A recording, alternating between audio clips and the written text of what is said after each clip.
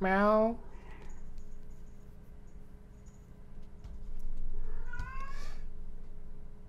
Fred started Mega Man Repainted. That's awesome. I didn't know he started that, so I don't know what half the people are doing. Actually, I do know, but I don't know at the same time. So begin with new memories. We're missing 3, but we only need to get 2 endings.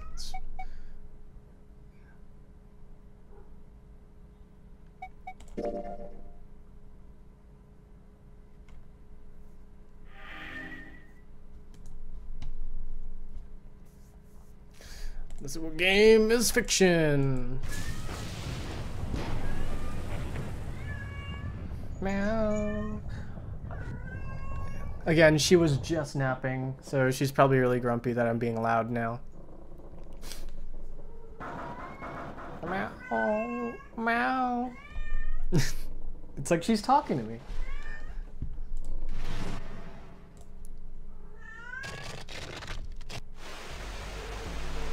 But you can get... I can't beat the game tonight, but I can get the ending that you need to get the true ending. See, I'm gonna show you up. I'm gonna be like, oh, I'm gonna beat it tonight. Just you wait.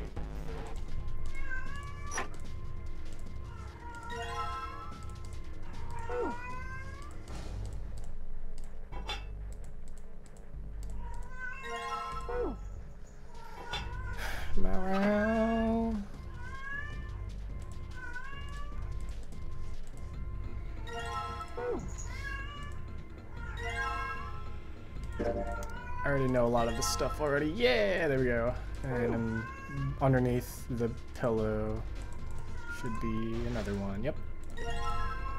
Still remember. Just give me 1 second. I'm gonna see if I can get Hilda to be a little quiet. She's just really, really grumpy.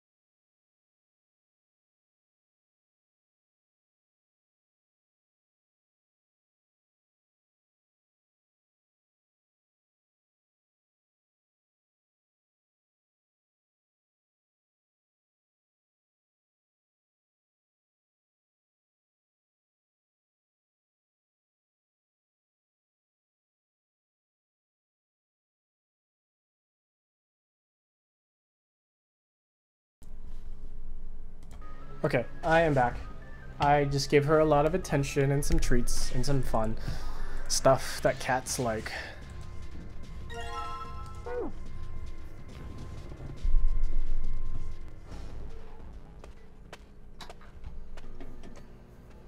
When is Fawful Dating Sim coming out for the 3DS? I would pay for that game. Actually, I don't like Fawful at all. I don't know what the appeal is with Fawful. I also don't know the appeal of Wario, but I do understand the appeal of Waluigi, so.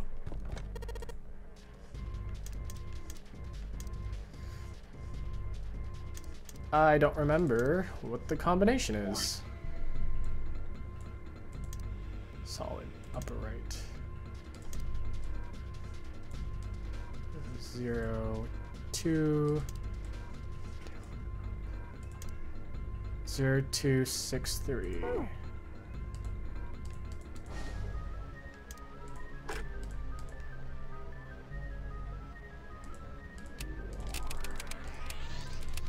Ah.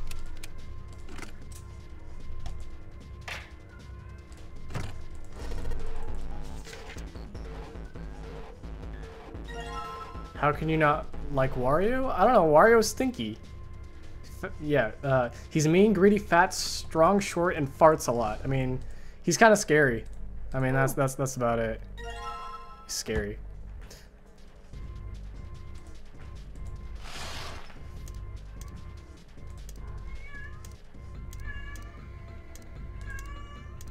She's free again. She's upset again. So 7-4.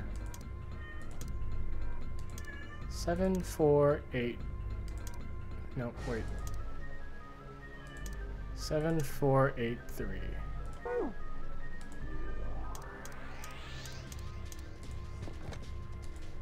8-5?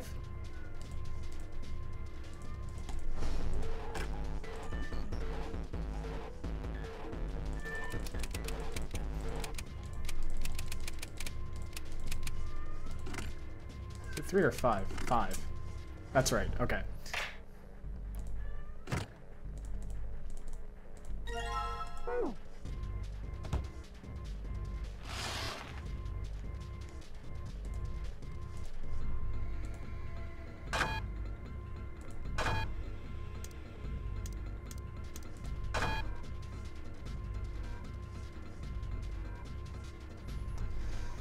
Five, so it's like, that's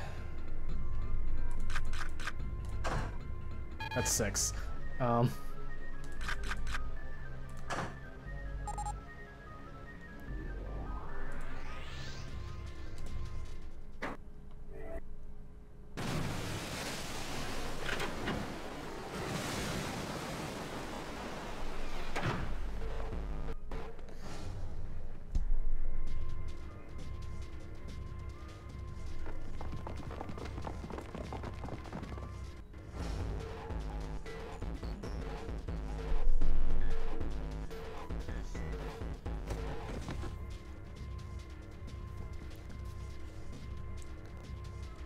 Hilda is a Skyrim quest.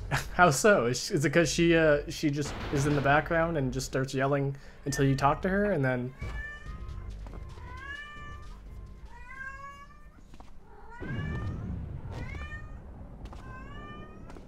Why are you so grumpy? Why are you so grumpy?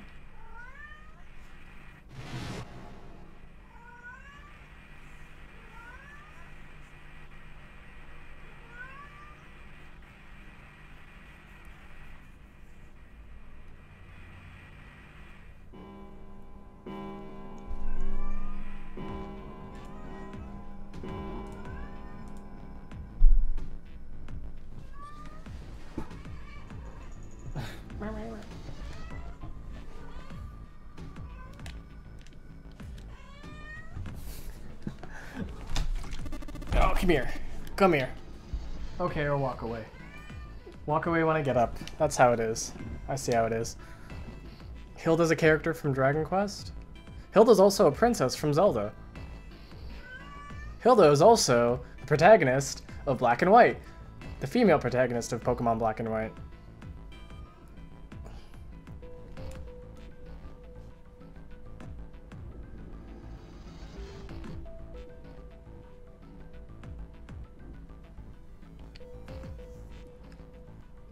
Are there any other Hildas we should know about?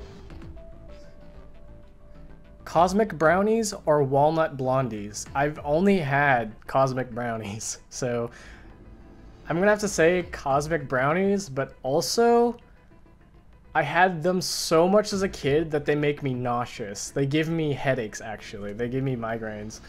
If I ever have a Cosmic Brownie, I will get sick.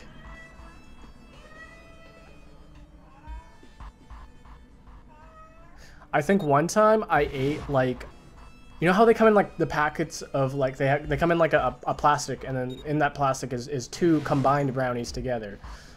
I think one day when I was young, I ate like 5 of those packets, so I ate 10 whole brownies. And by like the midday, like I ate it early on, like at noon or something for lunch or something. And by like midday, about 3 o'clock, I was like so nauseous. I think I threw up like brownie mix and stuff.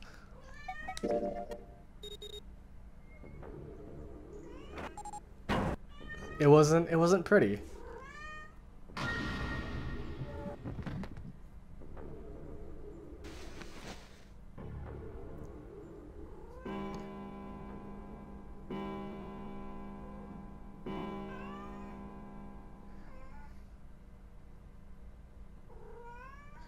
Am I going to do a specific order? I'm going to do the safe ending, so I've got to do doors 5, 8, and 6.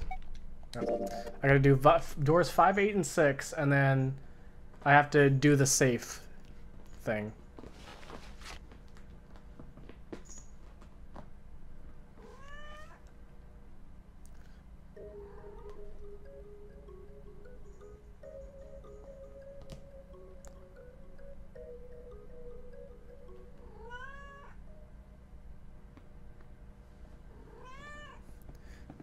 Say hi. Meow. Why am I skipping all the dialogue? Because I already did this. So I just gone through the prologue before, so I don't wanna sit through all this.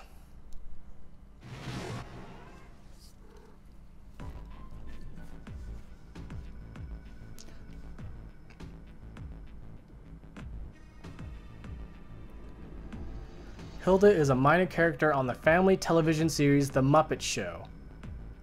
Would you look at that? Another Hilda. Not you, Hilda.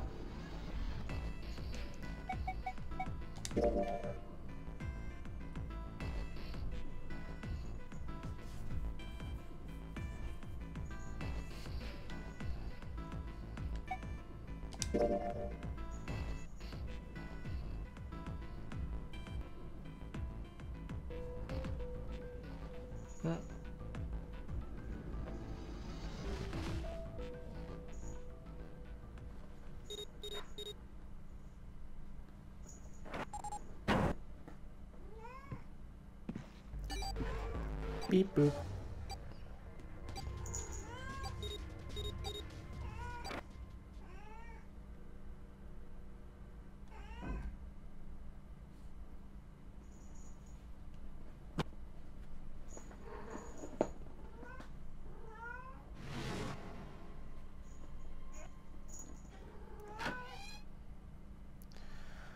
I actually do not like this puzzle. I think this puzzle is really... It's boring, to be honest. It's not very clever.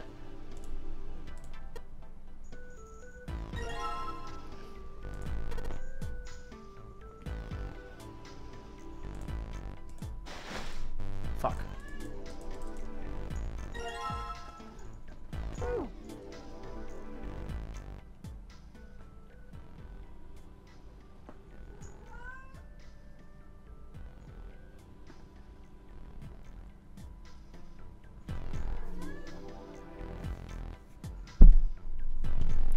So, I go over here. Wait, there should be a vase, right? Or is that in the other room?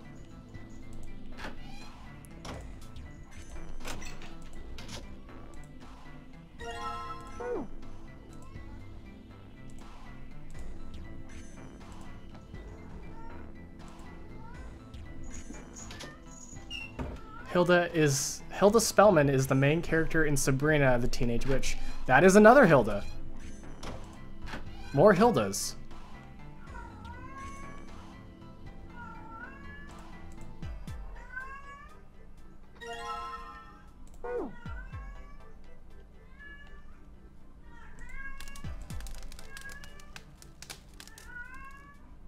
Well.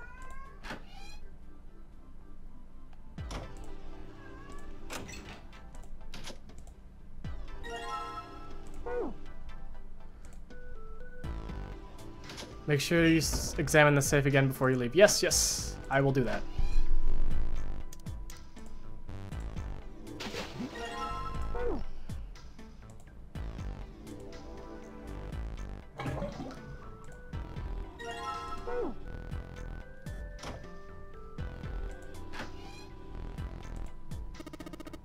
So, why does what's the toilet have to do with anything? Like, why wasn't, like, if the safe isn't part of anything, why isn't the toilet part of the puzzle?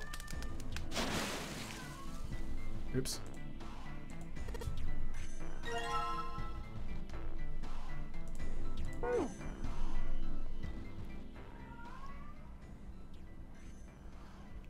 I got memory loss. I'm a big man. I'm a policeman. Alright. Oh, wait, not you. Nope. Okay. So, now we do this.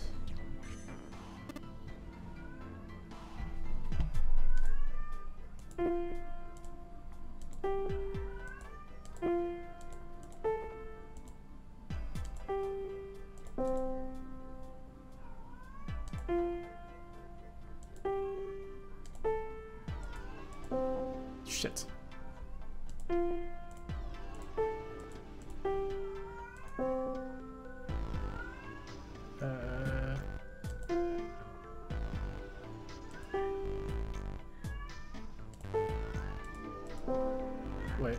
Ah! Da, na, na. Da, na, na, na. Na, na, na, na. Ba, ba, ba, ba, ba, da, na, na.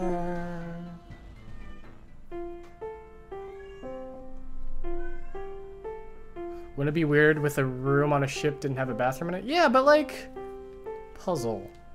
Andy, do you like rhythm games? I love rhythm games. I played the fuck out of Guitar Hero 3 when I was a kid. I love Rhythm Heaven. I played Rhythm Heaven Repainted, which was something I really, really enjoyed. A safe. It's a safe. A safe, huh? The exit's open. Yeah, it's strange that we didn't need to open this to achieve our goal. Do you think it's important? I wonder what's in there. It's a safe with a dial lock on it. We won't be able to open it until we know the right numbers. So like that's the only thing I need to do, right?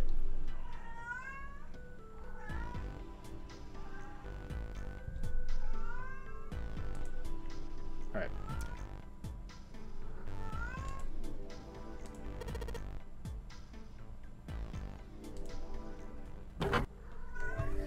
Have you played DDD's Drum Dash Deluxe? I haven't. I've actually have not played any of the Kirby 3DS games, so I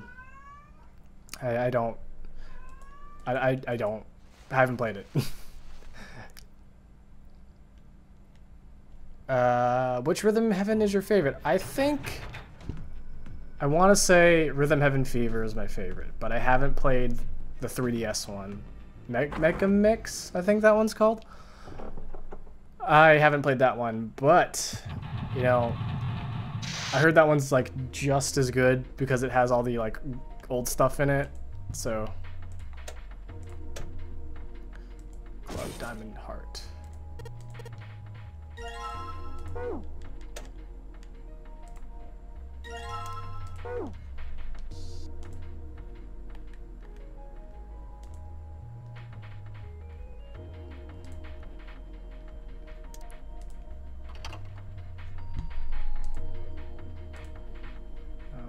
So spin. Hit the spin button.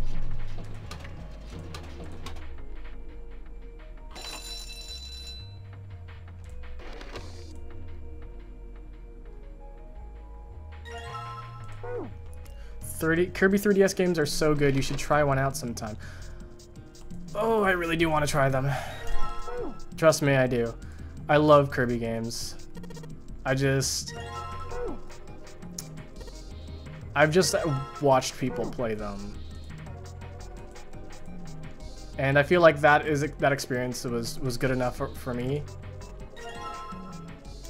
But you know, it's 2, 3, 4, 5, 6. I'm missing 6. Wait, no, I'm not.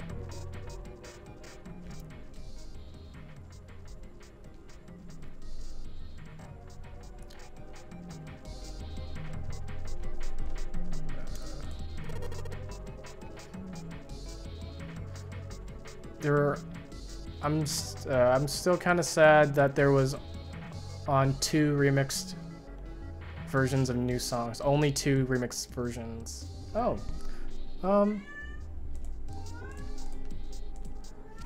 I think that's okay though.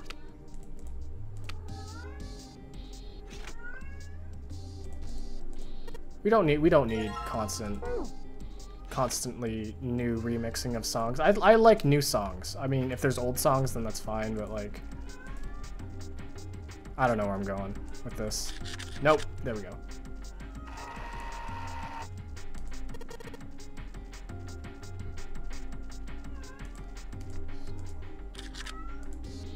Someone here doesn't know what Mario pissing is. Let me enlighten you on what Mario pissing is.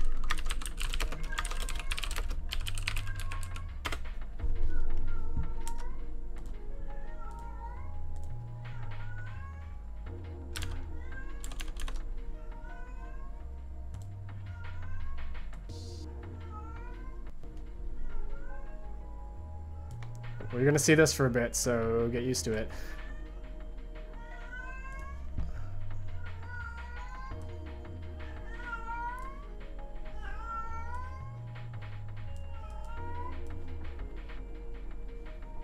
I got no room for this. All right, just gonna see this.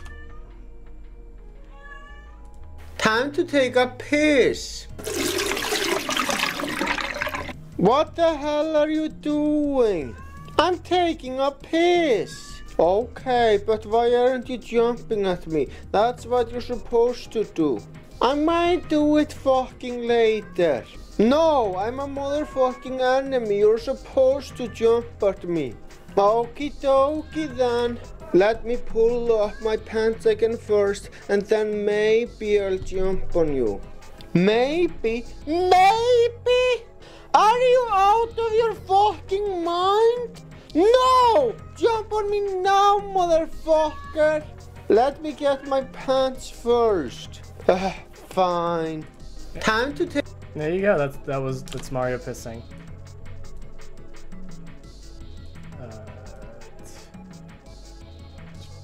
Mario pissing? Remove that. Remove. There we go.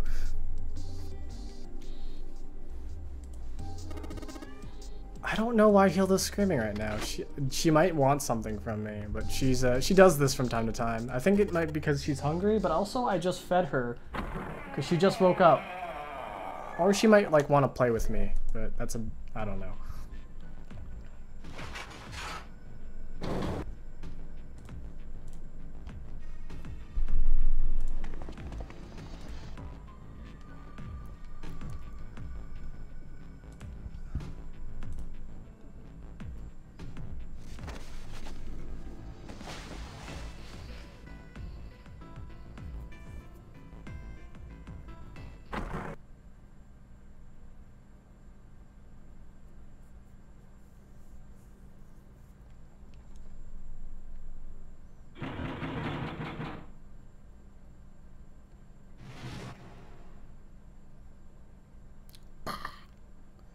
Danger.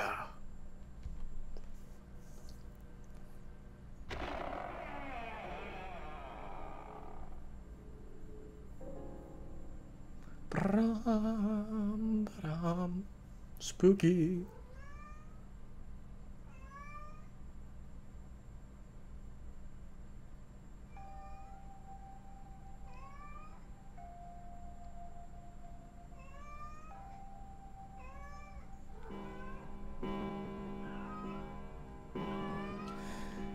I'll be right back. I'm gonna see if she wants water.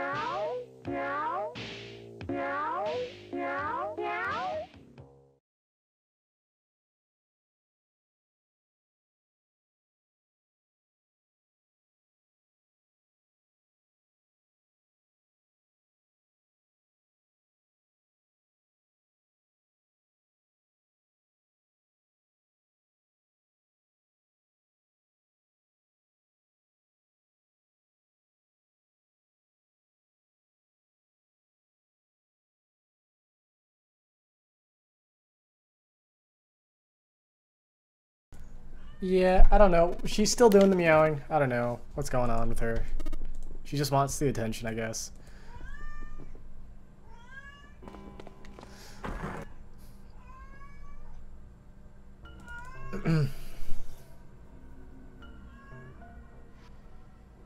Actually, here, hold on a second.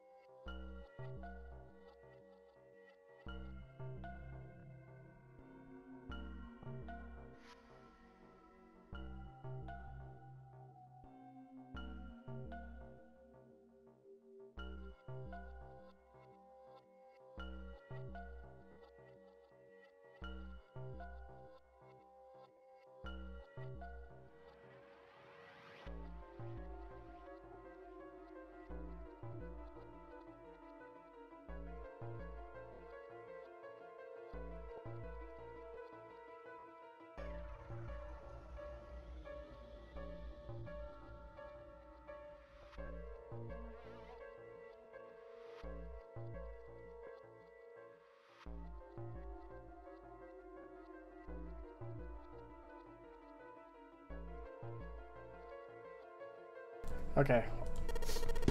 I just put her away into the other room. I feel like she was being really, really loud for you guys.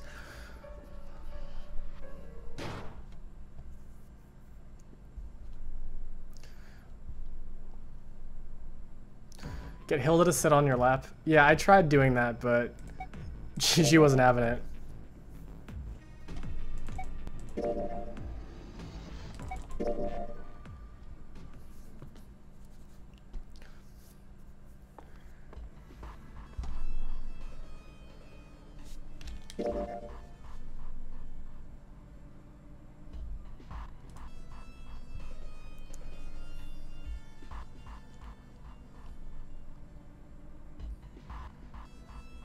Hilda locked in gay baby jail. Yeah, she's in gay baby jail. She's been misbehaving. Hold on a second. Let me do something for y'all.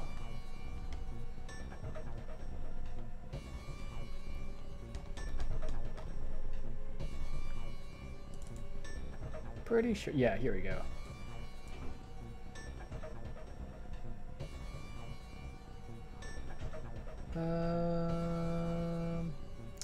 Never mind, I can't find a good picture.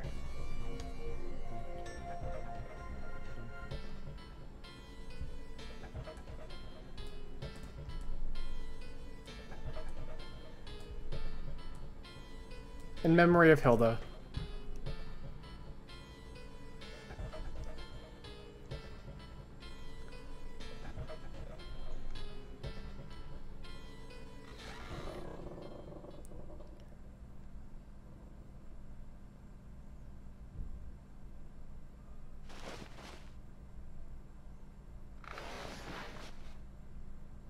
And then he passed out because he took too many drugs. That's exactly what happened, though.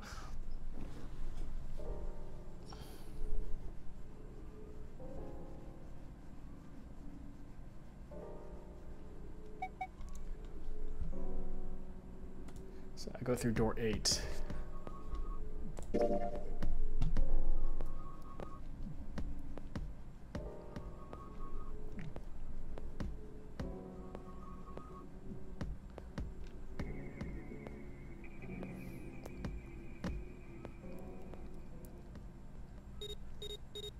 Beep beep beep beep.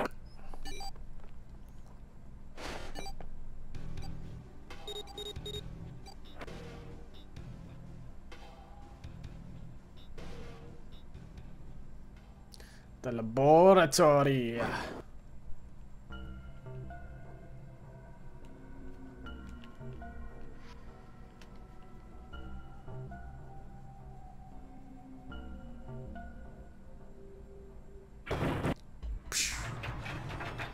She's locked in. No. All right. First thing, I gotta get this. And then I go over here, examine the table. And then I go over here, I give her the thing that makes her wipe it off. All right. And we do it again.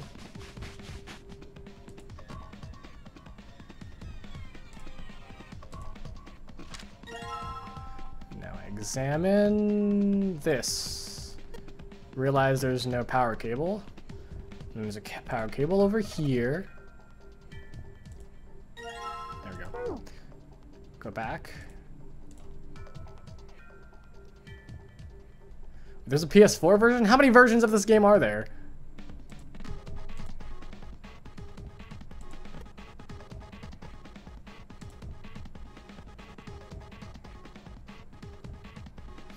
I was gonna get the Steam version, but then I was like, nah, I don't want to spend my money on that.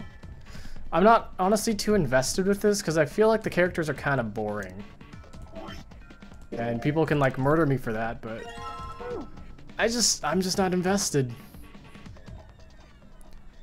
Andy will read chat. Sorry, I didn't have my thing open. Ah!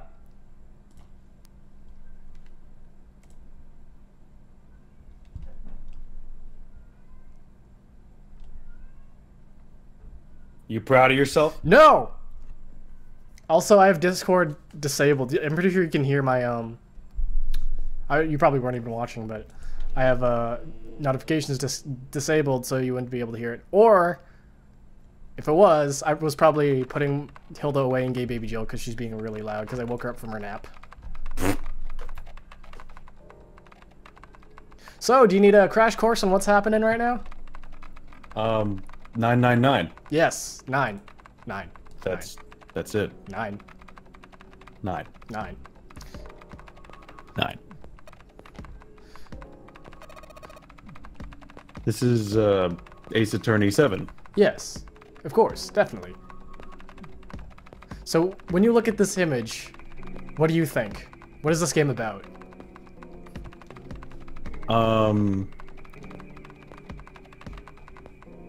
Well, you got the kid from Back to the Future. Yeah. Not gonna reference the obvious elephant in the room. Yeah, it's just Ace Attorney 7. Yep. Who de flip is this? This is... introduce yourself. Who am I? Just guess. Just I'm make sorry. it up. This is a... I'm Angelo. Yeah, Angelo. It's me. Yeah, how is Choder? Finished. Go watch it. I don't even think he has it up anymore. That's the sad thing.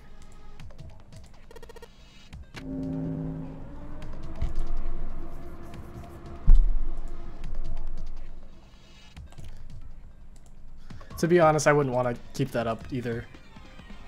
Yeah. Yeah. Neither would I.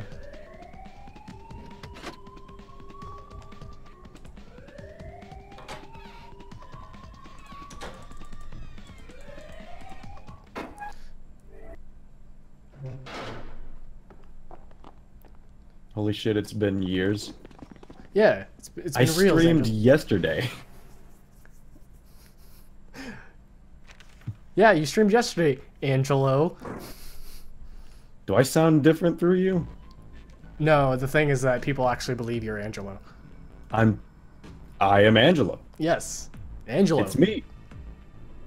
Creator of Chowder. And every cartoon. And every cartoon ever.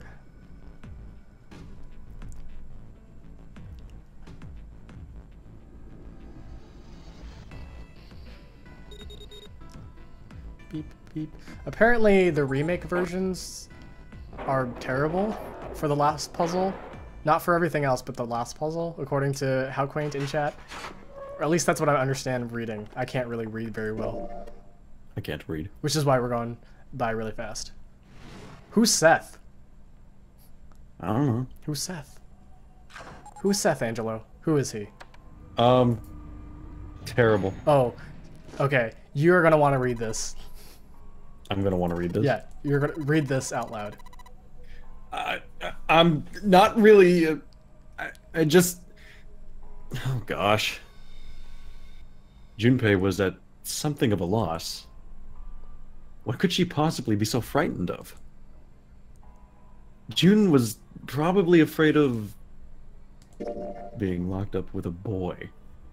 After little thought, Junpei decided she had to be nervous about being locked up in such a small place alone with a boy.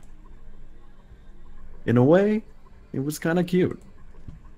Very demure? Demure. You could say, he thought. Still, even though it wasn't exactly roomy in the elevator, they weren't going to be pressed up against one another.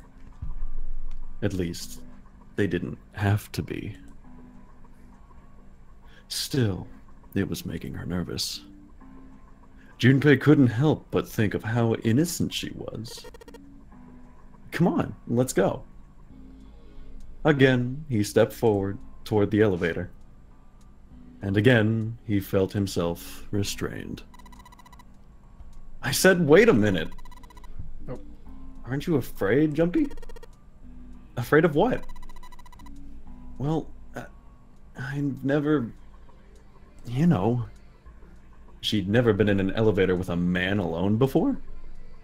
Even so, she still seemed awfully alarmed. I might get wet. What? Down there. I'd get soaking wet. Well, I mean, of course you would. That's the way it works. I mean, I've never heard of anyone getting soaking wet somewhere else. That's true. You don't mind? Mind what? Getting wet? Well, I don't know. I think I'd probably, you know, like it. Gosh, Jumpy, you're so brave. Really? I mean, I kind of think any guy would do the same thing, you know? What happens, happens, right? If you get the chance, you've got to go for it. That's what a man's supposed to do, I guess. You're so cool, Jumpy. I really admire you. That doesn't really seem like the sort of thing you ought to admire someone for. I'm really scared. Yeah. I mean, like you said, you've never done it before. Yeah. So, I don't think I'll be able to last very long. What the fuck is this, Andy? What the fuck are you making me read? Like, I would have expected by now they'd just be like, oh no, surprise, it's fucking something else. It's not what you were expecting. Oh, predictable. It keeps going. I don't want to read this anymore. I'll go to heaven. Heaven? Feels like you're floating in space, and your mind gets all fuzzy like when you pass out. Keep going. Just keep going. At least that's what I've heard from people who have experienced it. Yes. I've heard that too. Although, I don't think the same thing happens to guys. Oh. What? Huh? But it would happen to men too, wouldn't it? It would happen to anyone. Once it gets in your body... Once it gets in your body, the same thing happens to everyone. Well, I mean, usually it doesn't go inside the man. I mean, generally. Yes, it does.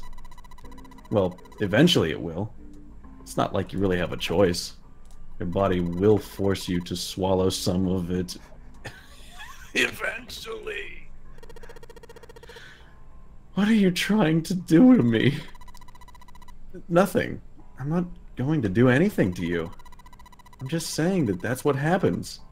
It's a psychological reaction to what you're experiencing. Was that really how it happened? It occurred to Junpei that perhaps that was how it worked. Perhaps he'd been mistaken all these years. Had he misunderstood life so gravely? The thought terrified him. June seemed to be entirely oblivious to Junpei's mounting confusion and terror. I know most men probably have larger lungs, but even then, I don't think you could hold your breath for 20 or even 10 minutes. Eventually, you'd have to breathe, and then the water would just get in your lungs. Once that happens, your body won't be able to get oxygen anymore. And you'll start to feel that floaty feeling as you pass out.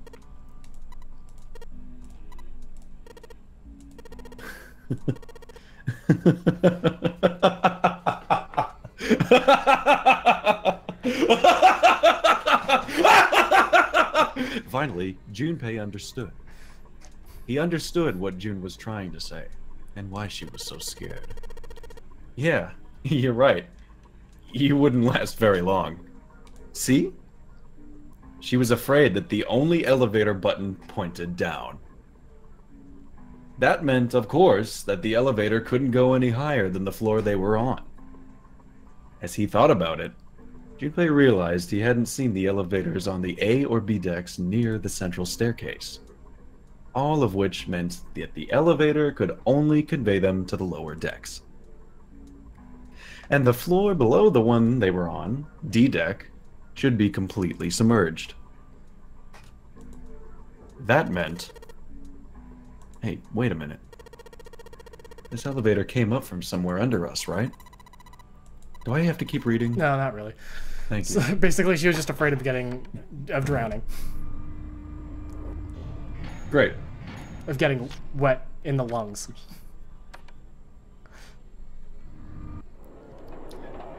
Why did you make me do this? Because I had to go through it, too.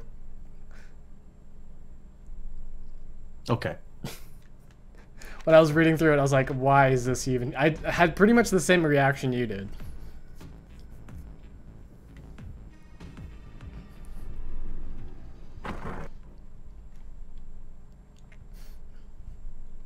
So, have you drowned before? Me? Yeah, have you drowned before? Actually, yes. Do Near tell. drowned. Do tell. I was on a vacation with my parents in, I think, Bermuda. And I was a super little kid. We were at the beach. I got pulled in by the undertow and inhaled a lot of water. And then you almost drowned. Yeah. Did you like And then I throw died. you threw up a bunch of water and you're just like, blah, I'm dead. Yeah.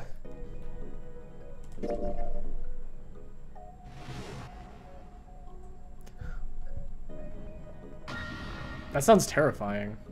It was pretty scary. I think Didn't the really affect the closest to drowning that that's ever happened to me is I was sitting on a not an inner tube, but like a floaty tube, but it was like a really big one that you use to like you know when you're on a boat on a vacation and Motherfucker. they drag around some sort of floaty and the person's just sitting on it or whatever. Yeah. So there's this big round one that's like shaped like a disc, and I was on that, and I was trying to get off of it, I believe, and then it flipped over and it fell on top of me, and I couldn't find my way out because there was a little indent. So I basically I thought I was trying to get out, so I was like, wait, there's a wall here, I should go around the other way, and then lo and behold, behind the other way is another wall. So I was like trapped underneath this this like drowning area, this little hole that's just filled with water, and I couldn't find my way out because I was stupid, because I couldn't think about going down and then out.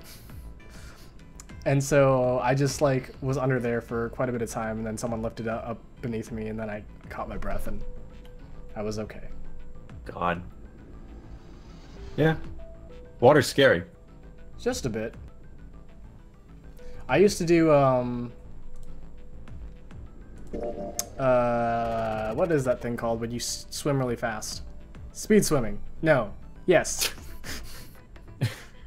Okay.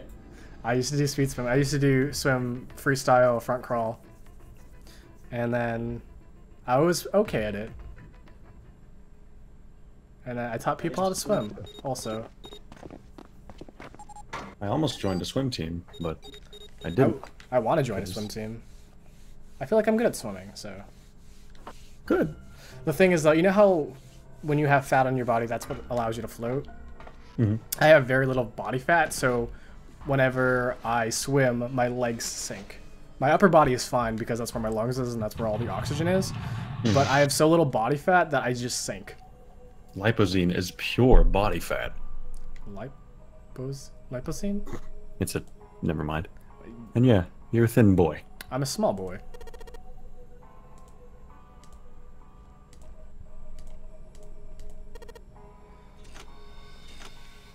Don't actually know. I don't remember what this puzzle is.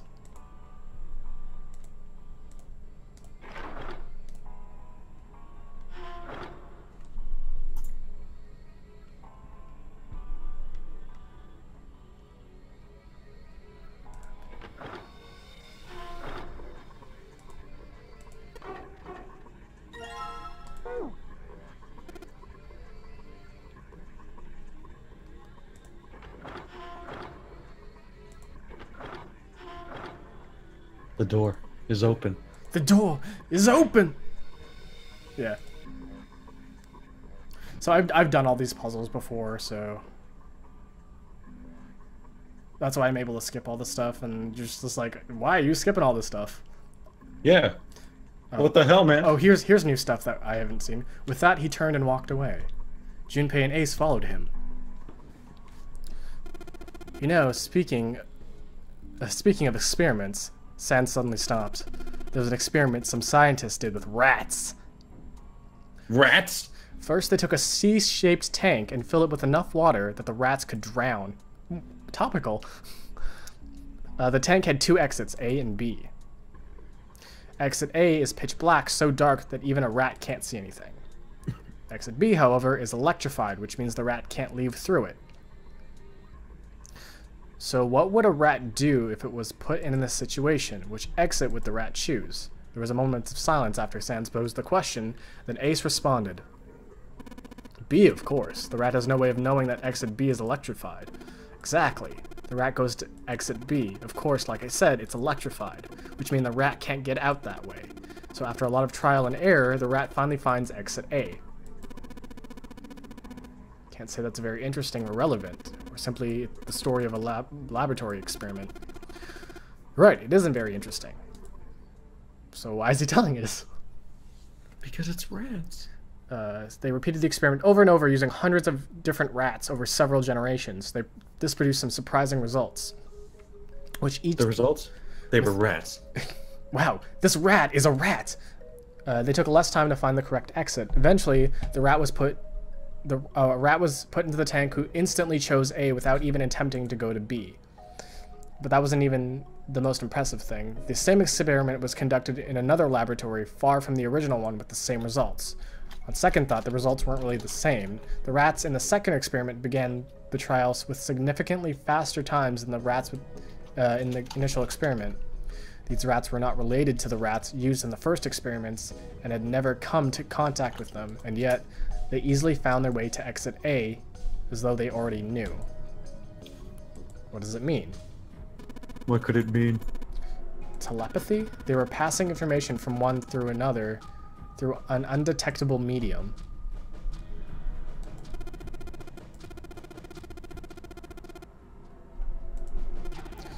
But I do know what if the story is true, then you've got another explanation. I'd be sure to love to hear it. I just realized something. What?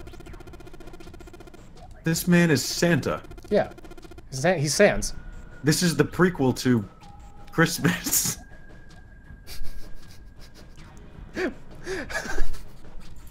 What? I don't know. This is how Santa became the jolly old Saint Nick. Yeah, this is the prequel to Christmas. Why did they use that tank for the experiment? Well, I mean, it just seems like you could conduct the same experiment without the water. They could have just used a dry box, you know? They needed to motivate the rats to escape. They could have, I don't know, put some bait by exit B or something. I mean, do they really have to make it so the rats can drown? Oh, Andy. What? The water bot is assaulting you. Yeah, I know. I've been streaming for an hour. You better get some water, or it's gonna beat you up. Oh, I have some water. It's right next to me, actually. Apparently, Super Brady almost choked to death too. Ooh.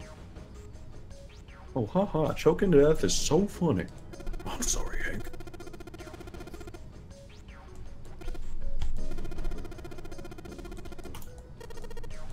You know what? What? I'm gonna get water too. Okay, get water. It's right here. Everybody should drink water right now. If you haven't been drinking water, drink water right now. Don't drown, though. I just drank water without choking. Oh, wow. Congratulations. It's a miracle. Yes. This is exactly what we want.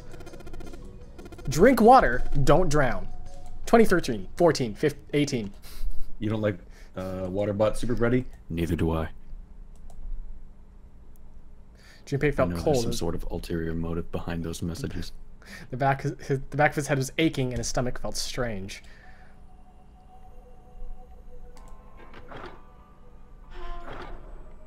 Telepathy. So, when do the rats come in? Rats. I want to see more of those. Rats. When do they come in? Rats, we're coming in.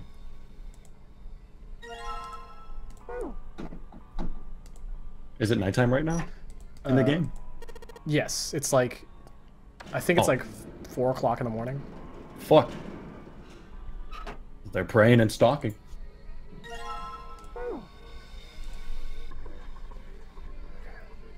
Go this way now. Nope. I want to go this way. There we go. Not that way. Why are your dogs barking, Plastic Shark? Why are they barking?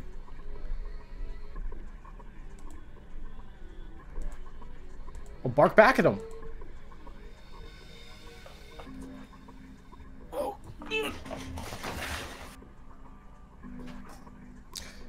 I should watch the Rat movie. Is like Ratatouille or like the Rat movie?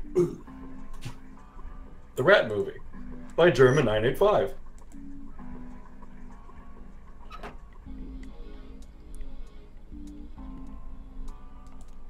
You know, I don't know anything about Germa. What would you like to know? What does Germa do? Stream. That's it. Yeah. He's a stream. Like, what I'm about to say is probably very wrong, but this is just my opinion. Germa is somewhat comparable to Vinny. Okay. They're two completely different people in personality, but they pretty much do the same thing. He makes funnies. Yes, essentially that is what he does. They make jokes and then they play games. Yeah. Wow. Not like I think us. they met each other at PAX this year. Yeah, they did. I saw that. They did a thing. That photo brought me so much happiness. Germa's definitely one of, if not my favorite streamer. Vinny coming in a close second. Vince, I watch Vincent like almost every night, but that's because I fall asleep to his voice. Yeah, Vinesoft. Yeah, shut. It's not going away. We don't. Going away. I swear, every time I talk about Vinny, Vinesoft always comes up. Yeah, That's your fault. Oh, here's the prequel to the backstory to Santa Claus. We didn't have parents. They bought it in an accident when they were still kids. So I had to be like her So I dad. had to be her dad. And that meant that I brought her Christmas presents every year. On Christmas Eve, I'd leave the present next to her pillow. And the next morning, she'd come running into my room with this big smile. So I should probably tell you, their names are all fake. Yeah, I figured. So I call him Sans because his name is 3, and San is 3 in Japanese. So I just call him Sans. Sans. And he chose Santa because he was this girl's Santa. Oh, Santa. I was the one who told her to write those letters. I'd say, write down something you want and mail it to Santa. The address I gave her was somewhere in Northern Europe that doesn't exist. Anyway, she'd write that letter and stamp it and send it out. And then a few days later, it'd show up back in our mailbox marked, address unknown. I'd open up the letters before she'd figure it out they'd been sent back. Once I had the letter, I'd go around to a couple stores with the money I'd saved up over the year and buy her the stuff she'd asked for. It took a lot of saving, but I managed to buy her presents every year. Junpei was silent. He could think of nothing to say. June looked down, uncomfortable. The wall next to him suddenly groaned. Either he hadn't heard the sound or he didn't care. Sans kept talking. 1 year later, her letter was different. She didn't write a list of toys she wanted or anything like that. Instead, it said, I don't want any presents this year. Instead, I want you to make my wish come true. My wish is that we'll be happy like this for a really, really long time. Oh. But I couldn't make that wish come true. Some Sans I am. Sans looked sad. Junpei'd never seen him look sad before. He wasn't sure he liked it. Junpei decided it was probably best not to ask Sans any more questions. But what happened? June glanced up at Sans really quickly as he spoke. He answered, but only with an effort. She died. She was killed 9 years ago. There was nothing Junpei could say. His heart felt like a great lump of lead. June bit her lip and looked away. Her face was pale. Alright, let's go. And then they leave. Well, shit.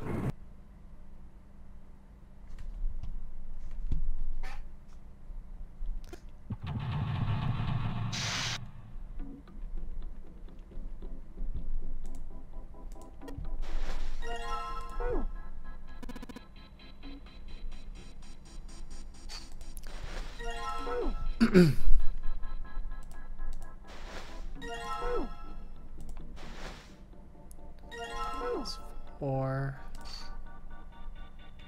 Oops.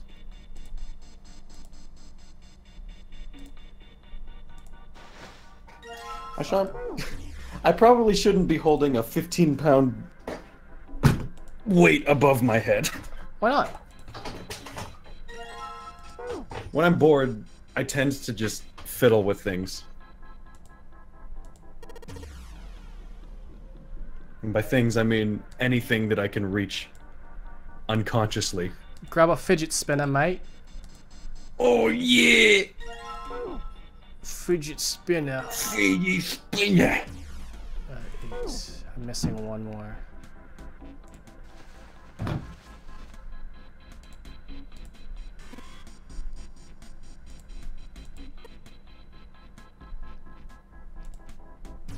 Is it up here?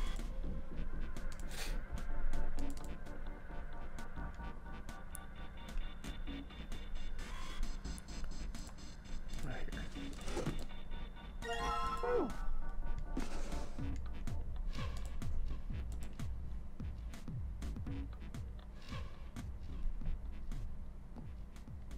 Just then. Wait, what? He turned around. He heard a noise. He spun around just in time to see June collapse in front of the fence. Are you okay? She did not respond. Junpei spun back around to face Ace. Sorry, I gotta go check on her. You do the box thing, alright? Are you doing the hand thing? Yeah, I'm doing the hand thing. Ahoy. Okay. Shoved the cards into Ace's hand and ran towards June. Are you alright? What happened? When he arrived, June was climbing to her feet with Sans' help. Sorry, I'm fine. I just tripped. Don't give me that. Now's not the time. But it's true. I tripped over a box. A box? A box? A box? The temperature had just been the same as it had been last time he checked. She wasn't hot like before, but she was still warm. Her fever wasn't completely gone. I saw her fall. I think she really did just trip on something, you know? Junpei would have been more willing to agree if June hadn't needed quite so much help standing up. Still, to fall down like that, I think she's probably still a little messed up. June was doing her best to busy herself brushing dust off of her dress. Her smile looked a little embarrassed and her face was a bit flushed. But she did look a great deal better than she had. Still. Alright, let's get out of here as fast as we can. Fast. Hospital. Faster. Fast. Medicine, huh? Well, if we get in touch with anyone outside, I bet Ace could... Medicine. I'll bet losing myself. Ace could swing that for you easily. Ace, why? Don't you know? He's the president of a pharmaceutical...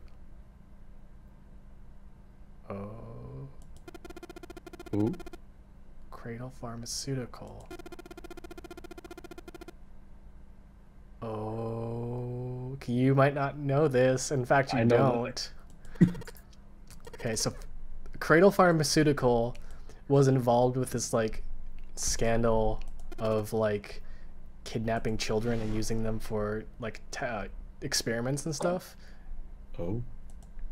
It's very complicated, but it's assumed right now that Cradle Pharmaceutical is behind all of these kidnappings and might even be like related to the incident that they're in right now. So Ace is like the #1 suspect because he's, you know,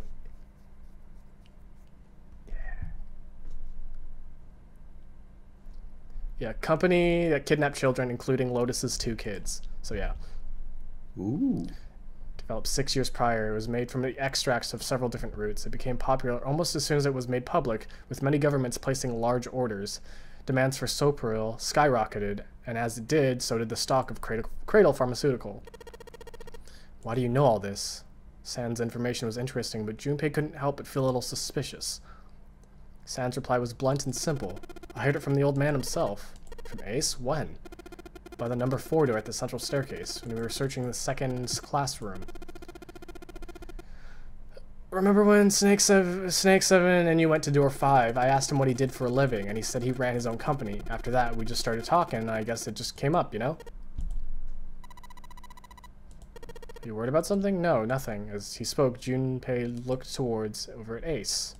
He seemed to be having difficulty with the 9 boxes. He turned back to June's and Sans. Don't push yourself, alright? Could you take care of her? Sure. He gave them both a short nod, then turned and headed towards Ace.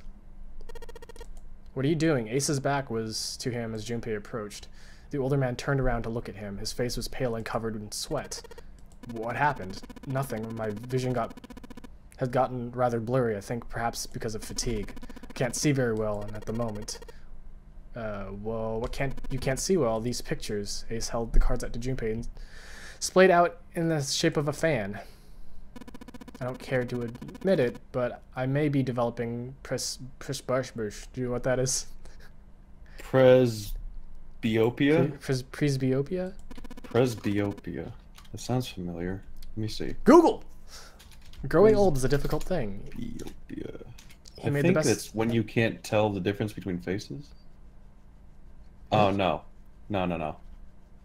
Think of something completely different. It's farsightedness caused by a loss of elasticity of the lens of the eye, occurring typically in the middle of old age.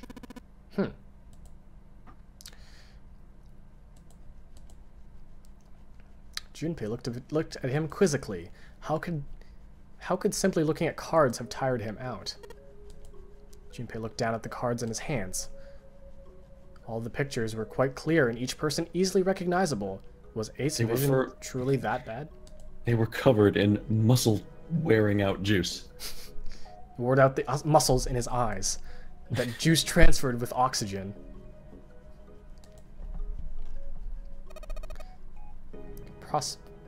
Prosopagnosia. It means a condition where the mind can't distinguish between human faces. That's the That's one. what I just said. In other words, my face would look like the same as Clover's or even yours, so they can't remember faces, which is how most people recognize each other. There's a character in Ace Attorney 6 that has that.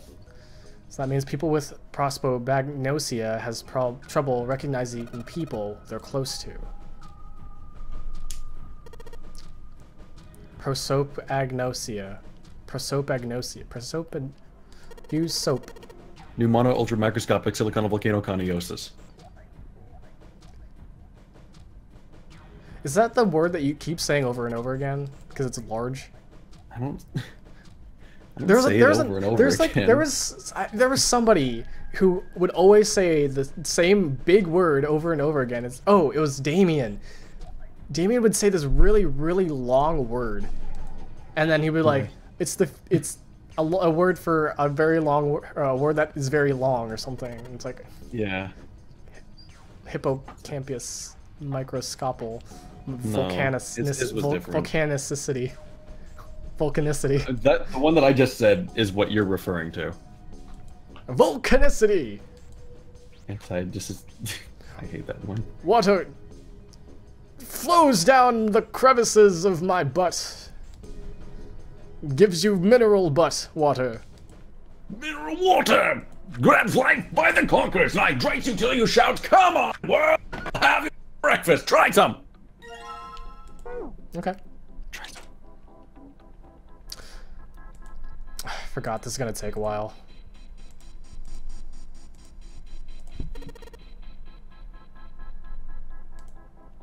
Oh, right. I hate this part.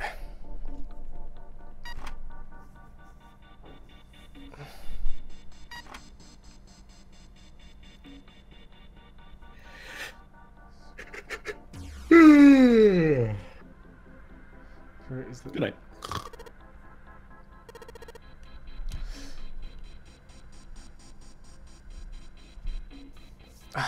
Fuck.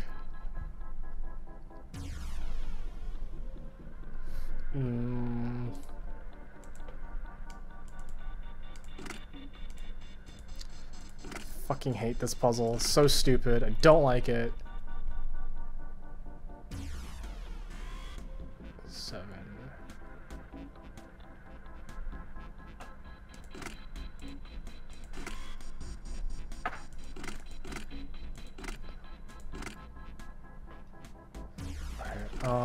So I have to get 9 off first, so let's do that. Let's do 3, 4, 6, I think? No, that's not right. 7, no, this isn't gonna work. And then I want 1, so 8.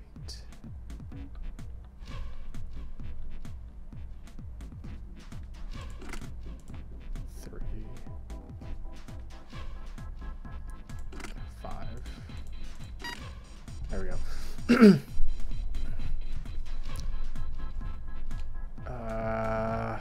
Fuck. Now I need 2, 6. The thing is that you have to do math here. If you could look this up, it'd be a lot easier on me, and it'd take this stream a lot quicker. So, What do you want me to look up? Puzzles. The pin puzzle. Look up 999 pin puzzle. To Spirits, I'm contacting you. 7. 4. That's yeah, okay. 6. So I need. Let's see.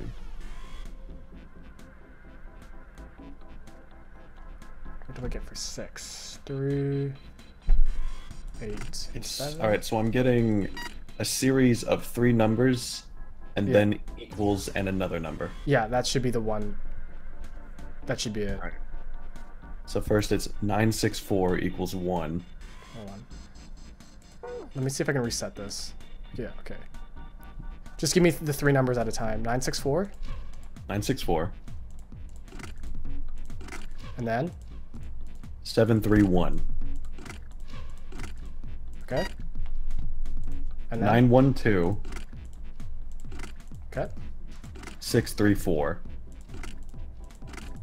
All right. 986. 123. 1, 2, 3. Next one. 952. And 134. Okay, is there a cross one? It looks like a 3x3. Yes. From left to right, top to bottom.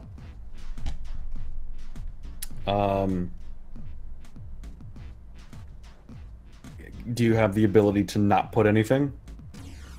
No, I have to put everything. Well, there, it's X. What? X. What? X. 3x3. You'll have to tell the Pushmaster. Yeah, this isn't exactly showing me what I have to do here. I got it. Don't worry. Okay. It's basically you have to make up all the rows add up to 15. Oh. Oops.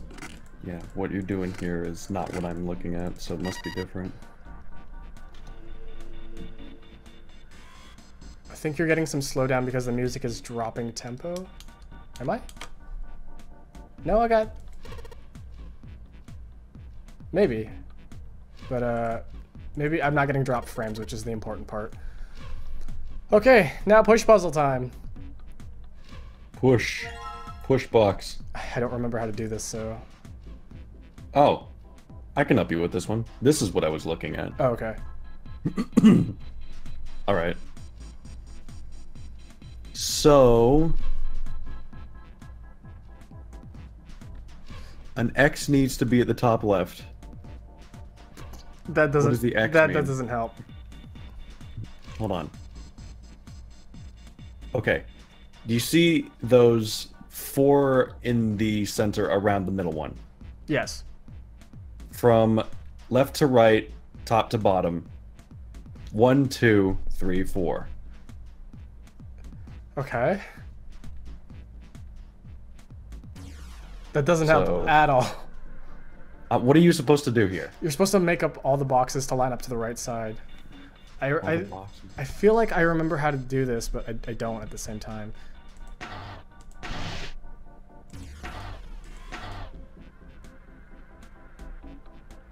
Okay, I did that wrong already. Okay. I still don't understand. What are you supposed to do here? You're supposed to make the boxes... You're supposed to like get the boxes lined up on the right side. Oh. Yeah. So the thing is, you have Oh, okay. you have okay, to hold on. like. Restart. Okay. Well, do you want to do this Just- on your own, or do just- you want me to just spoil it for you? I mean, I did this before. I know how to solve it. I just don't remember the things. Do you want me to Just tell me work like, you do you have like a list of moves? Yeah, I know exactly how to get through it now. Just list it like up, down, left, right, and then I'll just do it. All right, I'm gonna refer to. We're gonna just memorize these, okay? Okay. Top left box is 1. Top right box is 2. Bottom left box is 3. Okay. Bottom right box is 4. Okay. All right. Yeah. Move 1 right. Okay. All right. Move 2 down. Okay. Move. Can you get over there? If you can, move. What does that say? Move 4 to the right. Oh, yeah, I got this. And then move it up 1, right? Yep. And then move it up 1.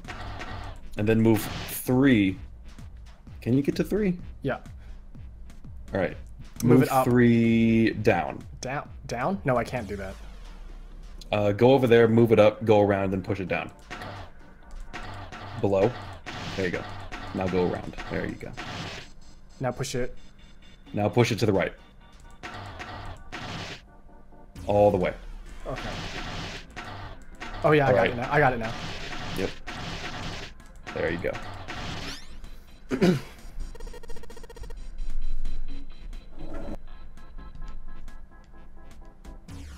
Yeah, that one took me a while last time. It only took me 5 seconds. Shut up. Can you guess what's inside this coffin? Another coffin? Is it gonna be bones? Ready? A skeleton popped out. Oh, it's a gun. It's a gun. It's just a gun. Do we take the gun this time? Because last time I did this, we left the gun in... Oh, I guess they just leave the gun in there. Nug. Yeah, they just take the gun. Alright.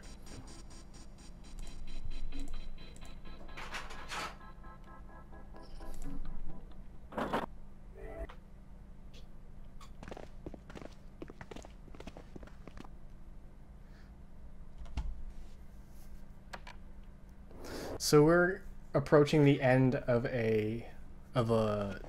we're approaching an ending right now. The end of an era. Oh yeah, the goal is to look for a door marked with the number 9 on it. And we found the door with the 9. But then we also found us another door with the 9 on it. Which door will you take? I don't know.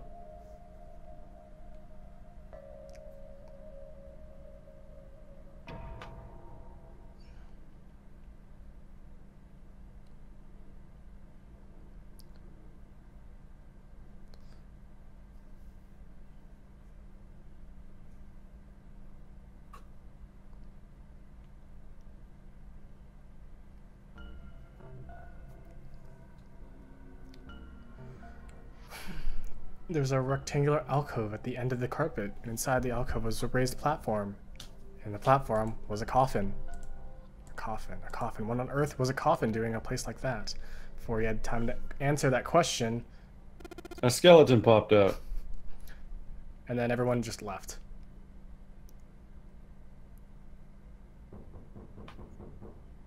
Man, this creeps me out. You can hear knocking from on the inside. So is it supposed to be like somebody among you is a traitor? Yeah, supposedly. But like we don't even know if there is a traitor or not. You know, it'd be a good twist Huh. for a plot setup like this.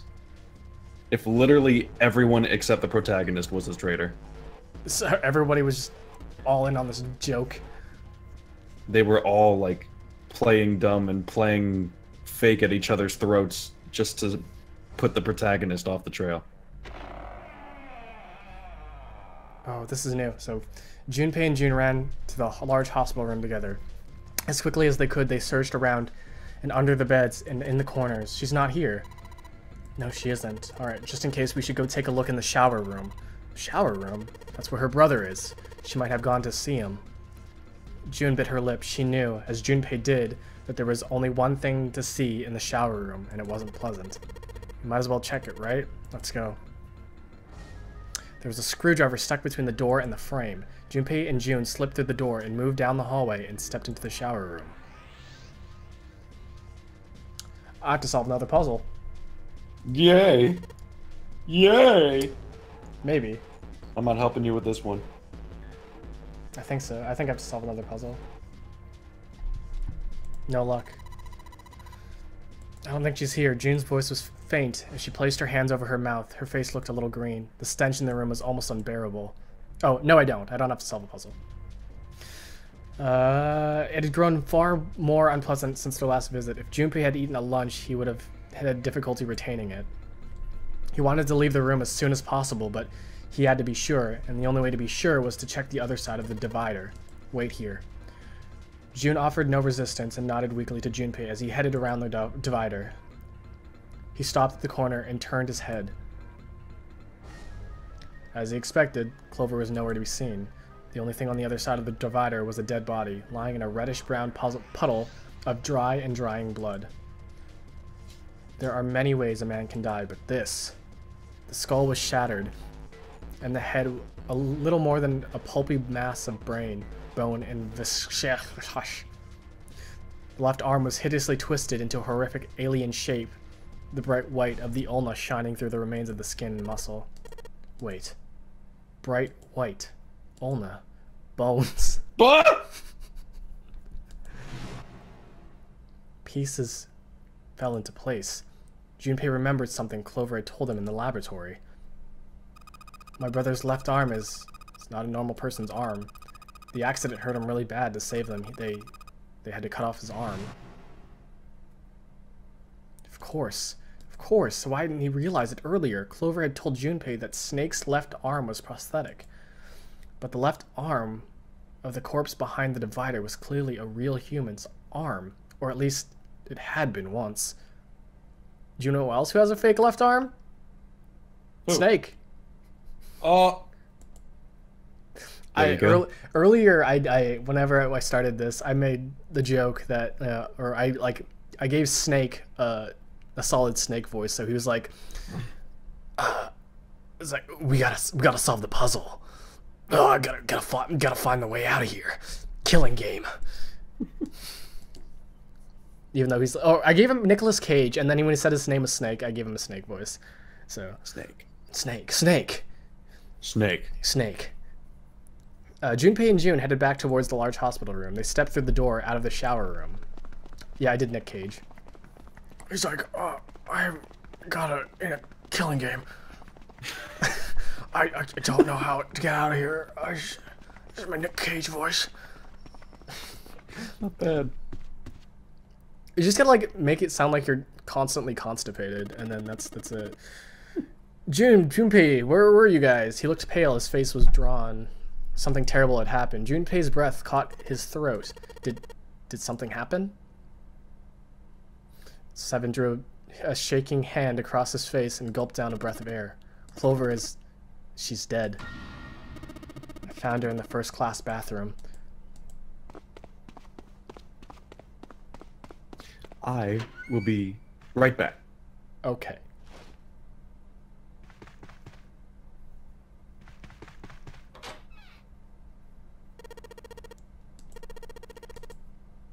All sound ceased for Junpei. The world was empty, muffled expanse. Then he began to hear his own breathing.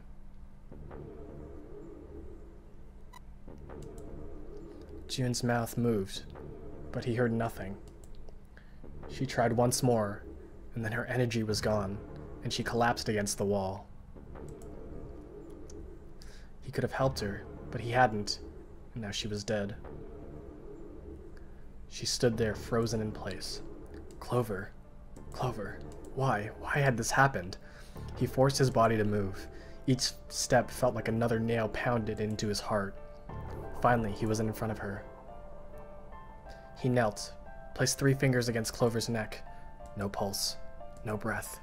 She was still warm, and her eyes were closed peacefully. It would have been easy to think she was asleep. Easy, that is, were not for the slowly expanding puddle of blood beneath her. He traced its source to her back, a gash beneath her shoulder blade. Was the weapon a knife, perhaps? If it was a knife, the killer had taken it. When they'd left. When he closed his eyes, he saw Clover smile. Her innocent smile, her energy. She never would see her smile again. She could have done something. He could have helped her. His stomach twisted into a sickening knot.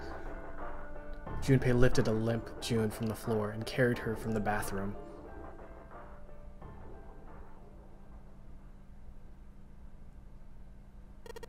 Are you alright?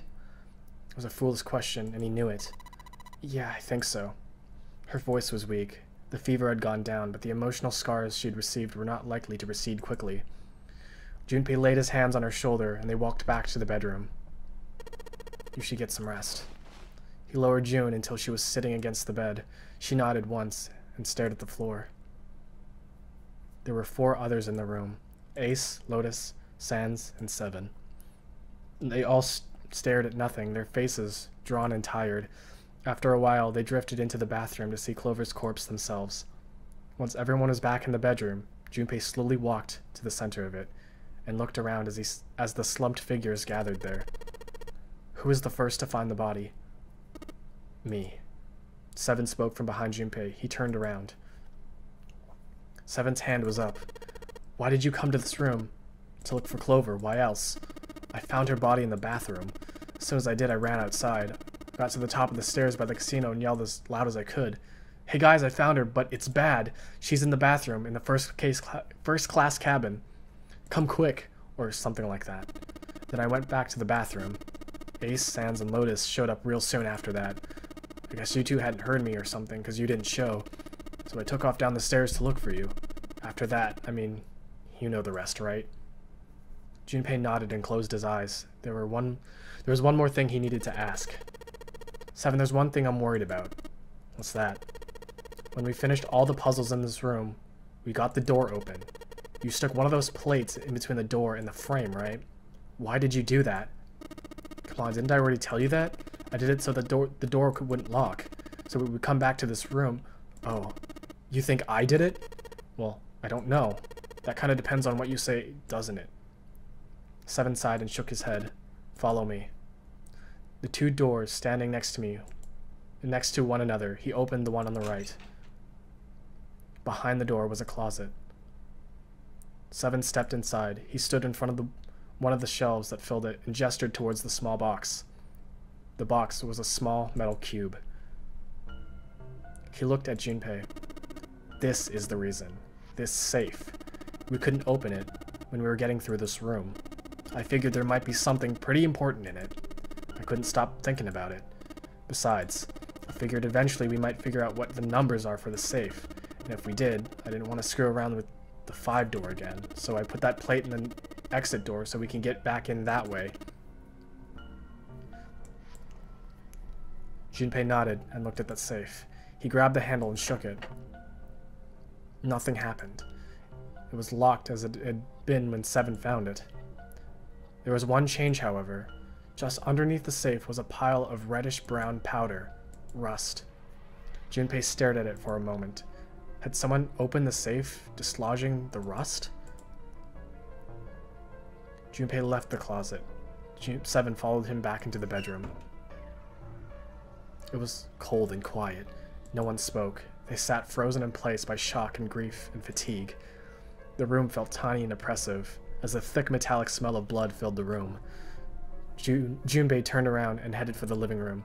Anything to get out of here.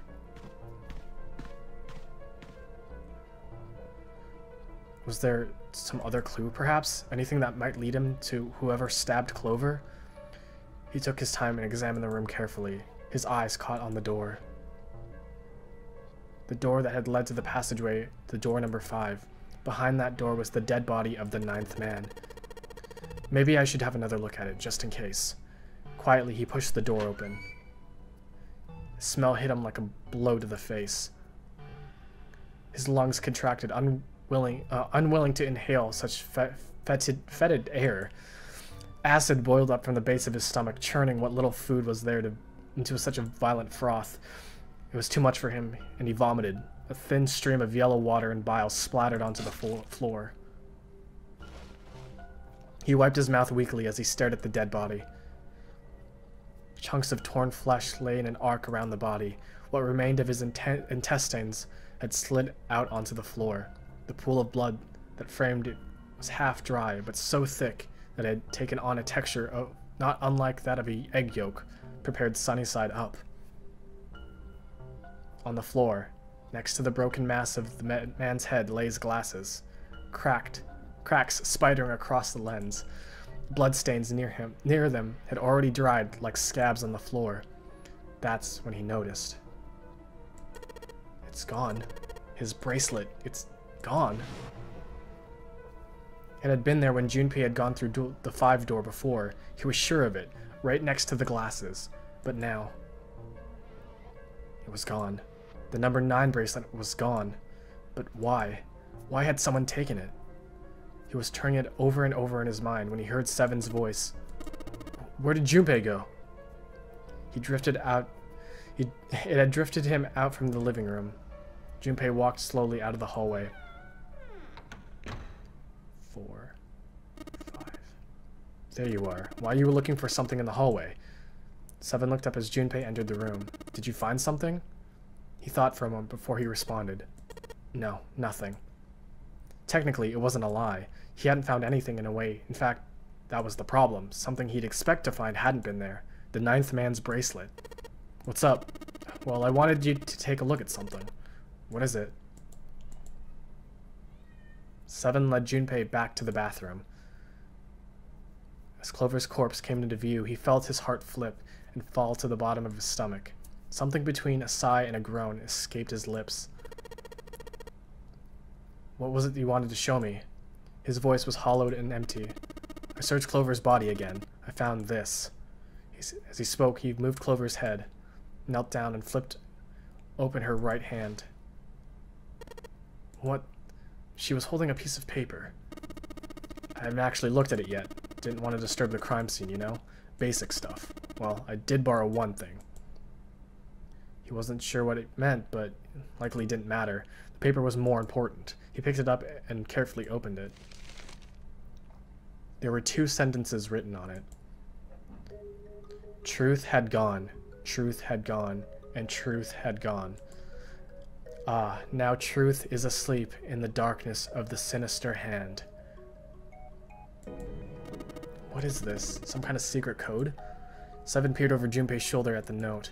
Junpei stepped away from Clover's body and into the living room. He began to pace, attempting to decode the note. The first clue was likely the phrase, sinister hand. Sinister hand means the left hand, right? Does this affect my ending? Do I have to solve this? As you go, you'll have some questions to answer, but they won't affect how the story plays out. Okay. The sinister hand. I'm actually gonna look this up. I want to get this right. Sinister. I want to say it's the left hand because, like, the left hand isn't, like, the non-dominant hand. Left, okay. Sinister was used in heraldry that meant to the left of the bearer of the coat of arms. The left hand. What did the left hand mean? Junpei looked at his own left arm and at the bracelet on his left wrist. Did the darkness of the sinister hand have something to do with the bracelet? He examined the bracelet closely. There were 2 protrusions from either side of the face, the left and the right sides of the face. The left and right, left and right, right and left. Truth is gone, truth gone. It sounded funny. What did it mean? Truth gone. Maybe those 2 words.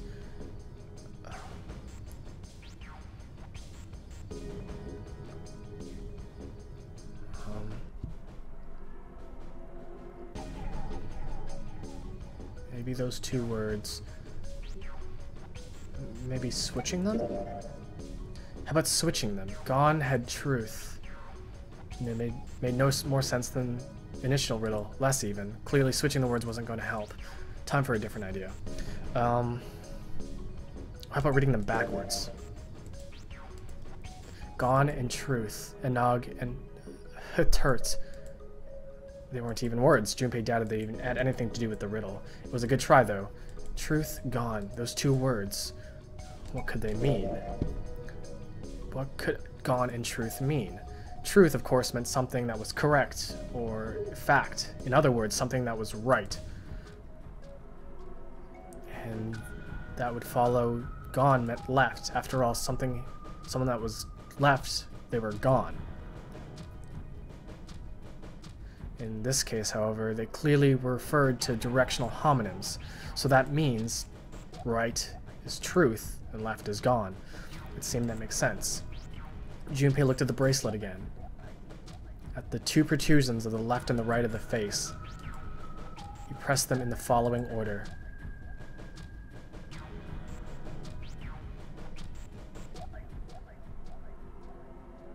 Left, right, left, right, left, right, left.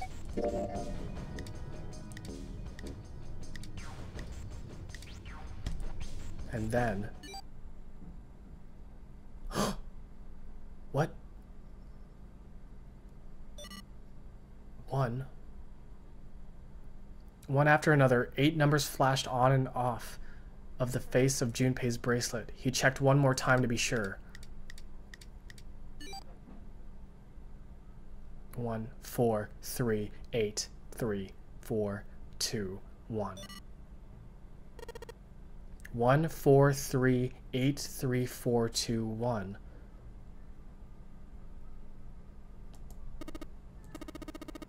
What are those numbers? Junpei didn't answer. He couldn't answer. He had no idea what they were either. Besides, he was sure he would forget the numbers in the order that came in if he said anything.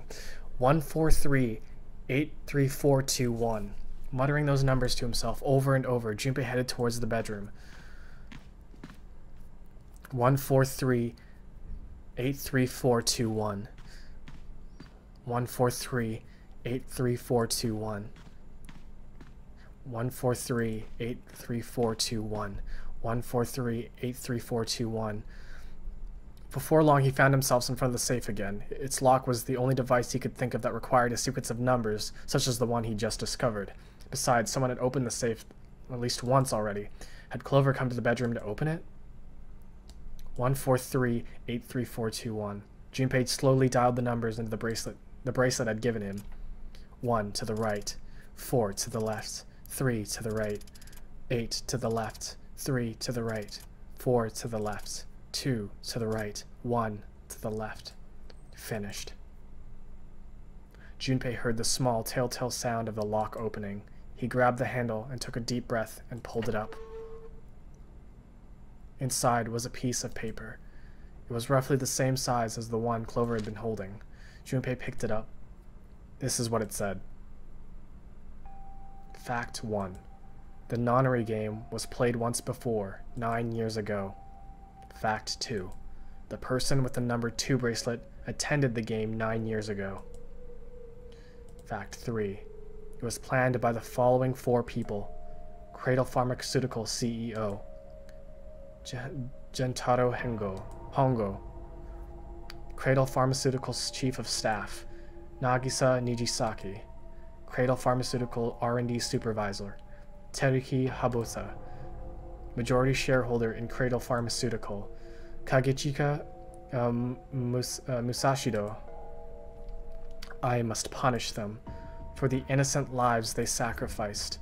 This is the only warning they will receive, that innocent souls might be saved. I now state the truth.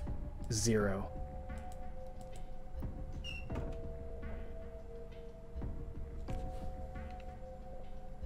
Hold on a second.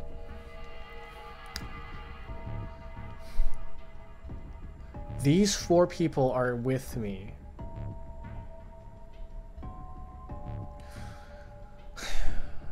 So it's Ace is one of them. Chief of Staff, I don't know. R&D Supervisor. Donnell? Shareholder in Cradle Pharmaceutical. Anyone I know with money? So it's not... So we can like rule out that Snake was in there before. Wait.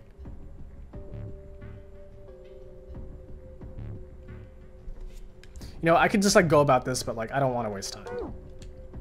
There are 5 people waiting for him in the bedroom. Ace, Lotus, Sans, 7, and June. He looked at each one of them in turn, slowly placed his hands in the pocket of his vest. Sorry, but do you think you could come with me? I want all of you to go through the big hospital room. There's something I want to be sure of. What do you want to be sure of? I want to know if the person I suspect really is the culprit. Then you're saying, I think I've got it figured out. I know who killed Snake and Clover. The atmosphere of the room changed. Grief was suddenly gone, replaced by attention like a strap of leather stretched to its limit.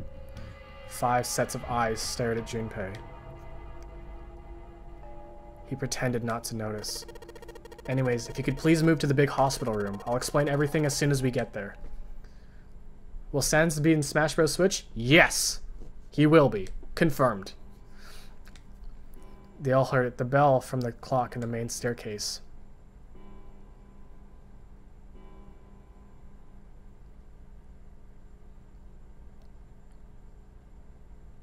The bell rang 5 times, then ceased.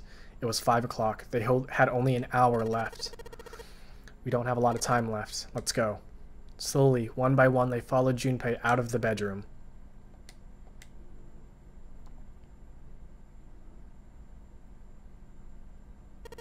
Actually, before we get started, I was hoping you could do something for me. Junpei stopped in front of door 3 and turned around. Ace, 7, and Lotus. Could you please place your palms on the red? What? Why? If we need to get to the shower room, why don't we just... No, we're not going inside. Once you've authenticated, step away from the door. Why? Please, just do it. Or perhaps you don't want to know who killed Snake and Clover. June's implication was clear, and 7 understood perfectly. Fine. What about you, Ace? Lotus? Very well. Sure. Quickly, they pressed their palms onto the red. Once they'd finished, they stepped away from the door, as Junpei instructed. 3 asterisks shone from the red's display panel. Junpei approached it and held his bracelet over the scanner. He made quite sure he didn't place his palm on it, instead brought his bracelet near it. And the 4th asterisk appeared. Just as Junpei had expected, it was possible to authenticate without placing one's palm on the red, so as long as the bracelet was brought near it. Junpei pulled the lever down.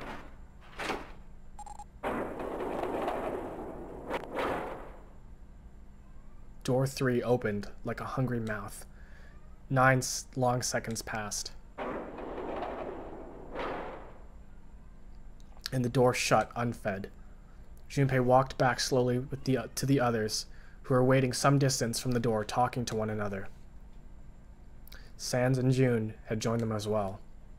It looked as though they had found a chance to break into the conversation. They hadn't found a chance to break into the conversation yet. As Junpei approached, they turned to look at him, curiosity plain on their face. Before long, the other 3 did as well. Clearly, they were all expecting some answers. I appreciate your cooperation. Clearly, he had hoped for something more forthcoming. He continued. By the way, Ace, would you mind if I asked you something? What is it? Do you know who I am? What kind of question? Just answer it, please. Who am I? You're Junpei. Of course, who else would you be? Unfortunately, that's the wrong answer. Actually, I'm Santa. What? Ace's voice was full of surprise, but it was also tinged with confusion and fear. Everyone else looked nearly as surprised. Sans looked especially shocked to discover that he was actually someone else. If he spoke, however, the trap would be exposed. Junpei quickly continued. The clothes I'm wearing, I borrowed from Junpei, and the clothes he's wearing are mine. We had a little swap. That's ridiculous, impossible. So you're saying I'm not Sans? Of course you're not. Why? What makes you so sure I'm not Sans? If you're Sans, then door 3 wouldn't have opened for us just now. 1, 7, 8, 3, 9. 1 plus 9 would be 10. The digital root would be 1. But the 4 of us just opened door 3. You can't possibly be Sans. Your bracelet number isn't 3. It's 5, right? Only then was it too late did Ace realize his mistake. He set his jaw and glared at Junpei. You're exactly right. My bracelet number is 5. As he spoke, Junpei lifted his wrist up to show everybody the bright red 5 on his wrist. Sorry, Ace. I tricked you. Of course, I'm not really Santa. I'm Junpei. Who else could possibly think I was? It was obviously I'm not. To think I was ridiculous. But I guess you couldn't see just how obvious it was. I asked you before, didn't I? What makes you sure I'm not Sans? And you answered. If you were Sans, the door 3 wouldn't have opened for us just now. Most people wouldn't say something like that. And their justification for why I'm not Sans would, I mean, the first thing that would come to anyone else would be the bracelet, wouldn't be the bracelet number. The only one thing they'd say, one sentence, you don't have his face. Ace, you have prosopaginischmigalago. Am I right? Junpei's voice was quiet and calm. He knew the truth. So did Ace. He could hear a sudden buzz of conversation from the others. What's that? He heard Lotus began to explain it to them. Ace glanced at him and turned back towards Junpei inside. Very well, I confess. I have soap. I cannot differentiate human faces. Is that what this is about? You want to mock me for my disorder? No, not at all. I'm not making fun of you at all. In fact, I feel kind of bad for you. No, the reason why I brought this up is that there's an excellent chance the person who killed Snake has prosopagnosia. I'm gonna like fail every time I'm gonna try that. Ace's face tightened, his eyes narrowed. What do you mean? Junpei leaned casually against the iron piping of one of his beds. I'll just come right out with it. I think it was you, Ace. You killed him. Junpei was suddenly very aware of the 5 pairs of eyes on him. He had their undivided attention now. The room had grown very, very quiet. Junpei took a deep breath. That's ridiculous. What possible evidence do you... I have 3 pieces of evidence. First, think back to a few hours ago. You made us argue over the 3 doors here in the big hospital room. There was no way all 7 people could go through them. Lotus suggested that we sacrifice one of us. Lotus looked awkwardly. Junpei glanced at her and continued. Then you, Ace, said, I'll stay here. Why would you say something like that? Hello! Hello! Sorry, I had It's a phone pretty call. simple, really. You just missed a ton of exposition and, like, mystery. I've also missed more than half of this game. That's true. You missed, like, so much of this game. You didn't want us to see the dead body in the shower room. You see, if Ace stayed behind, there were only 2 doors the rest of us could go through. Door 7 and 8. If there's no way we could get through door 3, the shower room, you knew that, didn't you, Ace? That's why you volunteered to stay behind. Come on now, I think that's going to be going a bit far. I can understand if you're jealous of my bravery, but please don't devalue my actions. I just wanted to save the rest of you. Surely you can understand my altruism, sorry. Junpei stared off into the darkness at something very interesting and lazily began to dig at a persistent bit of wax out of his ear. You already knew, didn't you? You knew that whichever doors we took, eventually we'd end up back in the big hospital room. What on earth are you saying? Of course I didn't know that. How could I have? Really? Yes. Pleading was not something they'd heard from Ace before. Junpei, pulling the piece of wax from his ears, glanced at it and flicked it off into the darkness. Well, that's cool. I've got 2 more pieces of evidence that says you're the killer. 2 is that, as I said earlier, you have prosopagnosia solal. Then you can't imply that a person who can't distinguish human faces must be a bad person. Junpei, they call that prejudice. No, I'm not that stupid. Then why? Well, before I explain, I suppose there's something I should tell you. The corpse in the shower room, that's not Snake's. What? Snake?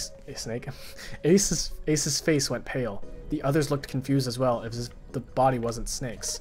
I didn't put it together right away, but there was something Clover told me. She said that Snake's left arm was prosthetic. He had lost his real arm in an accident. But the body we saw in the shower room, let's call him Guy X. Guy X's arm was definitely flesh and blood. In other words, Guy X couldn't possibly have been Snake. God, no, that's impossible. Ace had started muttering deliriously himself, shaking his head back and forth. Junpei was long past caring.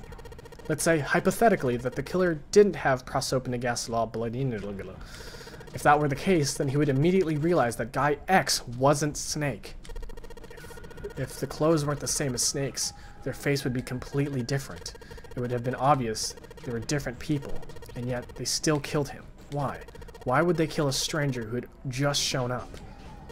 On the other hand, if the killer did have prosopagnosia, it would make sense. They thought Guy X was Snake and killed him. Wait just a moment. Let's say you're right, and I mistook Guy X for Snake. Even if I did, I would have no motive to kill him. Why would I want to kill Snake? I could think of at least 2 motives. 1. Snake knew about your past. If he ever revealed that what he knew would have been really bad for you. You really didn't want that to happen. So to make sure Snake's mouth stayed shut, you killed him. 2. Snake had a grudge against you. You knew that, or at least you could have easily assumed he did. Even without exposing your identity, he was a threat to you. You never knew when you might be attacked. You couldn't let your guard down. Every moment was a moment he might try something. You didn't want that kind of danger hanging over you, so you... Hey, hold on a minute. For the first time since the beginning of Junpei's explanation, someone besides Ace spoke. What's the past that Ace wouldn't want us to know? Why did Snake have a grudge against him? Look at this. He handed Sans a small piece of paper. Sans squinted at the paper and began to read. The nonary game was played once before, 9 years ago. The person with the number 2 bracelet attended the game 9 years ago. It was planned by the following 4 people. Cradle Pharmaceutical CEO, Gentaro Hongo. What is this? Slowly, Sans began to look up from the paper. His eyes met Junpei's. It's a message from Zero. It was in the safe, in the first-class cabin. Then suddenly... Give me a break! Ace's face was red and shaking, and his voice was full of fury tinged with desperation. That paper is a lie. Someone is trying to frame me. Me? You said me, right? Junpei's eyes narrowed, and the trap began to close. Ace inhaled sharply. His eyes flicked off of Junpei to something, anything else. Wouldn't that mean that you're admitting to that you're Hongo, the CEO of Cradle Pharmaceutical? Or am I mistaken? It was a small... It was... Though a switch had been flipped.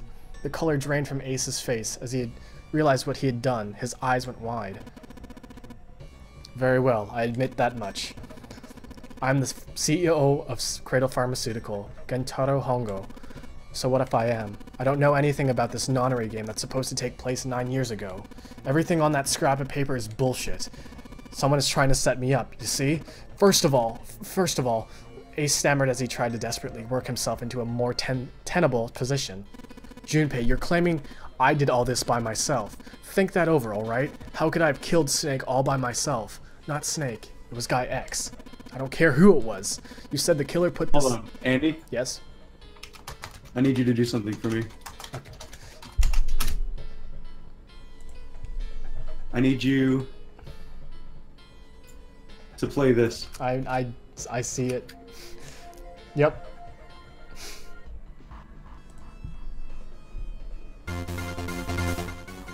There you go. You said the killer... You said the killer put this other man into door 3, right? Yeah, maybe. Then I couldn't have possibly... This is so good.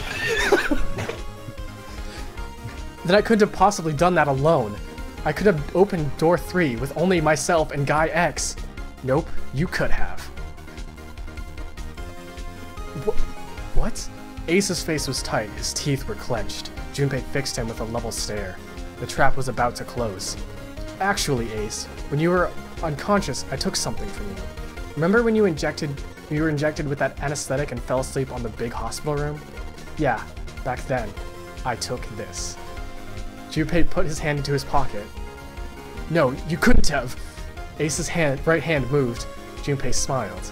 I got you, Ace. Your right hand tells me all I need to know. You want to tell me what you were so worried about? What's in your pocket? It's the number 9 bracelet, isn't it? Ace, Guy X, the 9th man's bracelet? That was all you needed to open door 3. 1, 2, 9, 12, 1, 2, 3. That's how you killed Guy X all by yourself, Ace. All you needed was the number 9 bracelet in the chest pocket. Ace lowered his hands from where it had stopped, halfway into his pocket. He looked down at the floor, his face hidden from Junpei. All he could see was the corner of Ace's mouth, twitching like a dying fish. If you want to play innocent, that's fine by me. Go ahead, tell me I don't have the bracelet, if that's what you want to do. But if you could take off your coat and hand it to me, I would really appreciate it. Otherwise, we'll have to take it from you by force, right, Seven? Yeah, it'd be my pleasure. Seven cracked his knuckles with a gun. With a sound like gunfire. A gun. Sorry. He cracked his knuckles with a gun. Oh god. The theme is making me. I have to turn it off. It's getting me too excited. It's okay. Ace roared with laughter. He threw his arms wide and his head back and laughed, filling the room with a sound that scarcely belonged there. Then it stopped. His arms came down. His head dropped to look straight ahead at Junpei. Oh God, look how menacing.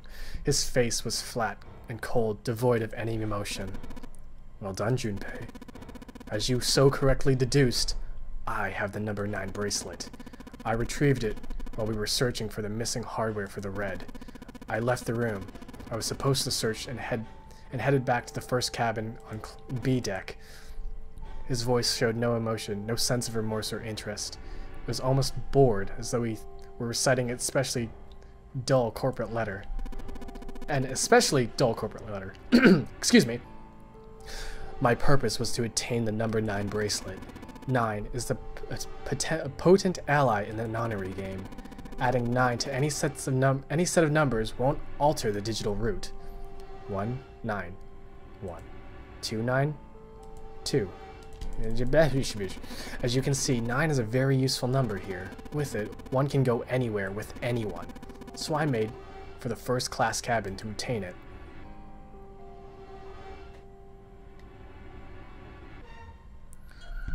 Ace successfully acquired the number 9 bracelet. He also found an unexpected bonus, the knife the 9th man had been holding.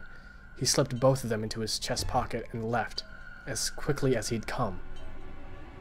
He walked down the stairs and headed back to where he was supposed to be. That's when he met Guy X and mistook him for Snake.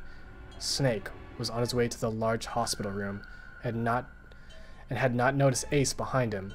Ace made sure if it stayed that way. Well then, who was Snake then? Who was Phone? He followed the man wearing Snake's clothes to door 3. When the man stopped, he walked behind him quietly and called out, "Snake." The man turned back to look at Ace. He said nothing. No words came out of his half-open mouth. He seemed dazed somehow, almost like a man half asleep. Perhaps he had been drugged? It didn't matter to Ace. Ace was certain that the man was Snake. He knew Snake had been part of the nonary game 9 years before. Snake hadn't recognized Ace immediately, but he was blind. That much made sense. Then why hadn't Snake said anything to him? Surely he hadn't forgotten what happened to him in the nonary game, but not once had he attempted to confront Ace. Perhaps his lack of sight had prevented him from recognizing Ace, or perhaps Snake had conspired with Zero to deceive Ace. In either event, he was a threat, and it was better to deal with him sooner rather than later. Ace's mind was made up. He moved. He held the number 9 bracelet over the red. He waved his own bracelet in front of the red, and finally grabbed Snake's arm and shoved his hand against the scanner panel. The door opened. Ace threw the man through it. 9 seconds later, the door shut. 81 seconds passed. The man inside the door passed away. After that, I returned to my post as though nothing had happened. After conducting my own search, I returned to the large hospital room when the 1 a.m. bell rang. Ace's eyes were cold and his cheeks were hollow and pallid. When he spoke, only his lips and tongue moved. The rest of his face were eerily still. Junpei glared at Ace. He took a deep breath and thought about the next question he had to ask. He didn't want to. He knew what the answer would be. He just didn't want to hear it. Junpei swallowed, then spoke. "Ace, did you kill Clover?" "Yes." "Why? Why did you kill her?" "She was Snake's sister. It was possible he had told her something dangerous. Additionally, she had gone through door 1. It seemed likely that she might have found it." "Found what? Why don't you go through door 1 yourself? Perhaps it's hidden somewhere." Seven and Lotus interrupted. "Yeah, but Lotus and I went through door 1 too. We didn't see anything suspicious." "Yes, as I thought as much after I heard your report at the central staircase. I doubt the two of you could find it." "But perhaps Clover was different. Perhaps she had found it. I was therefore desperate to find her. And at last I did, in the first-class cabin. I spoke very calmly." "Did you see it?" See what? Don't act as if you don't understand. You were in the captain's quarters, weren't you? What are you talking about? Very well. By the way, what are you doing here, Clover? What? Nothing. There's blood on your shoes. It looks fresh. Did you go take a look at the ninth man's corpse? I see. Your silence suggests that you've noticed. You saw something, didn't you? You saw that his bracelet was gone. Clover ran. She made for the exit, but Ace stood in her way. You aren't going anywhere.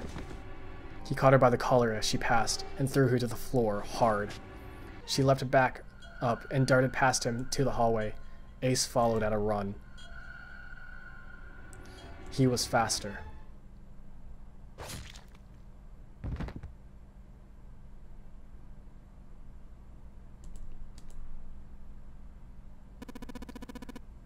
That was how I killed Clover. His face hadn't changed.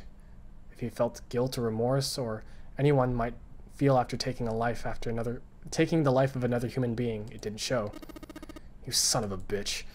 Seven's whole body trembled with rage, and his voice rumbled with hate. Sand's eyes were bloodthirsty, and Lotus and June's faces were distorted by anger and hatred.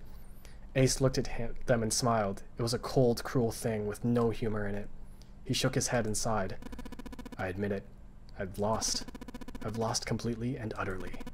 But don't misunderstand, Junpei. I didn't lose to you. I lost to Zero, not you. I'm rather disgusted with myself for falling into such a simple trap. And it was a trap, make no mistake. I was trapped and manipulated by Zero. The man I killed in the shower room. If he wasn't Snake, then I have no idea who he was. But if he was wearing Snake's clothes, and that was no coincidence, he had also been injected with something that reduced his cognition and prevented him from identifying himself or resisting me. And we can't forget the components that were removed from the red before we arrived. I have no doubt that Zero planned all of this. Zero made sure that I would kill that man. It follows, of course, that Zero knew everything I would do. I misread that. Zero knew everything I would do. That I would try to take the number 9 bracelet. That I would try to kill Snake. Everything. Suddenly, Junpei remembered the paper he'd found in the safe. He remembered the last words Zero had written on it. I must punish them. For the innocent lives they sacrificed, this is the only warning they will receive. That innocent souls might be saved. I now state the truth. Zero.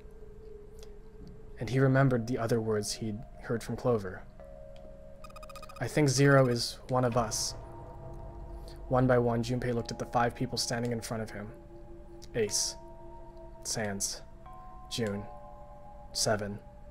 Lotus. Zero is one of us. No, Junpei paused. There was one more person. Snake. It was clear now that the man who died in the shower was not Snake. That meant that Snake was almost certainly still alive. Perhaps Snake was Zero. Perhaps Snake had made Guy X wear his clothes so that he would appear to be dead. Where was Snake now? Perhaps he was somewhere laughing at them. If he was Zero, then surely he had lied about many other things.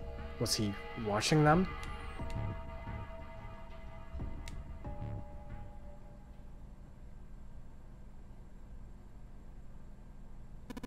Well, I believe I've finished with my confession. Why don't we get moving?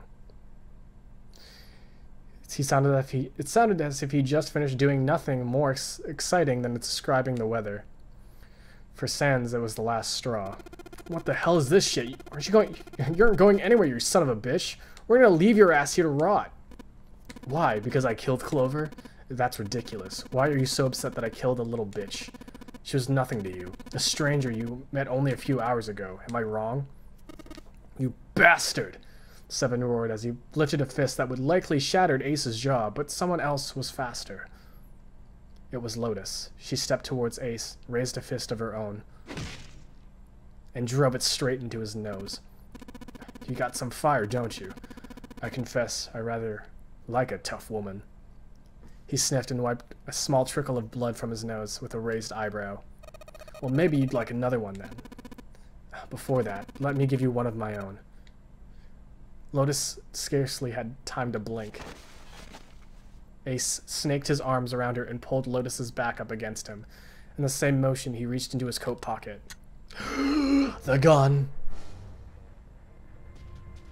It's the gun! The gun. Gun! I forgot you were here. Golden gun. I was so like invested in the story that I forgot you were here. I was on mute. I'm just listening. Are you having fun? Yes. Almost lazily, he tilted it to point at Lotus's head. If any of you so much as blink, I won't hesitate to pull this trigger. I've already killed 2, no, 3 people. Don't think I'm not ready to make it 4.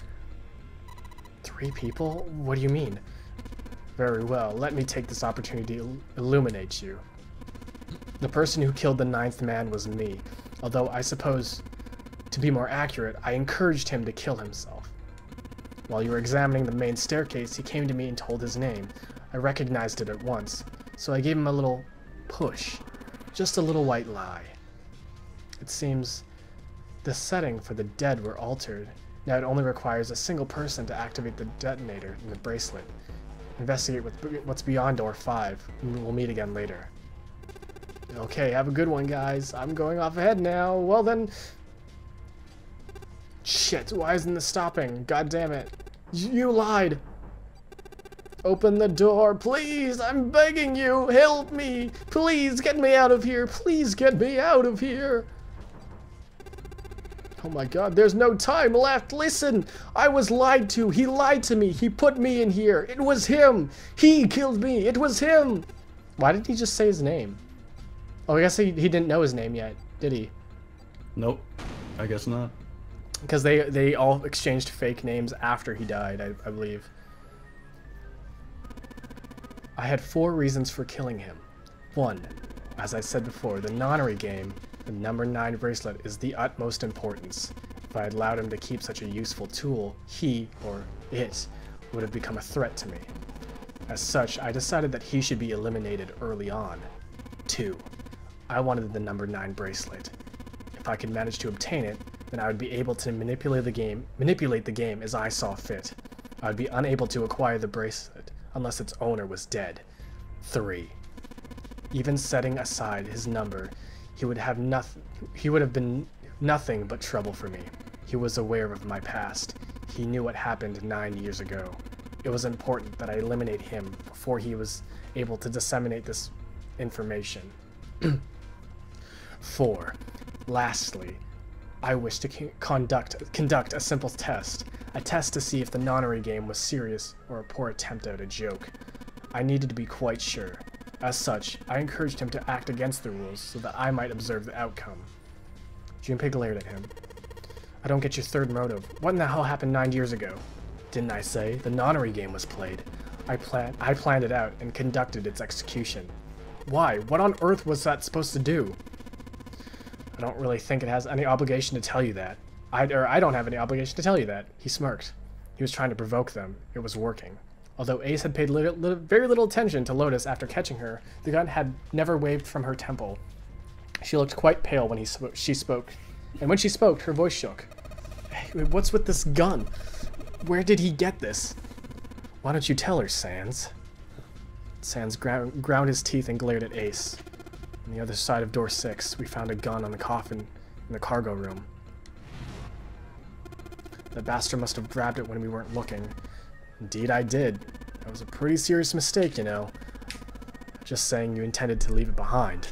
Ace laughed, a snort, derisive snort, and gave Junpei a sickening pitying look. Well, there isn't much time left. I'll be off then. Where are you going? Do I really need to explain? I had assumed it would be obvious. I have the number 9 bracelet, and now I have Lotus. Wasn't there a door with a 9 on it in the room that looked like a church? That's where you're going, isn't it? How do you know that? Sans told me about it while we were looking for Clover. I see. Well, you are correct, that is my destination. But now I must say goodbye to all of you. And please, don't forget my warning. Move, and I'll pull the trigger. I don't need her alive to open the door, you know. As he spoke, Ace began backing towards the door, practically dragging Lotus behind him. Junpei, Sans, June, and Seven stood frozen. Ace had the face of a man who'd gone mad. They had no doubt he would pull the trigger. Do you understand who killed Lotus and all the other endings? I did deduce that it was Ace, but I didn't want to say it because, like, it was like, I don't want to be wrong.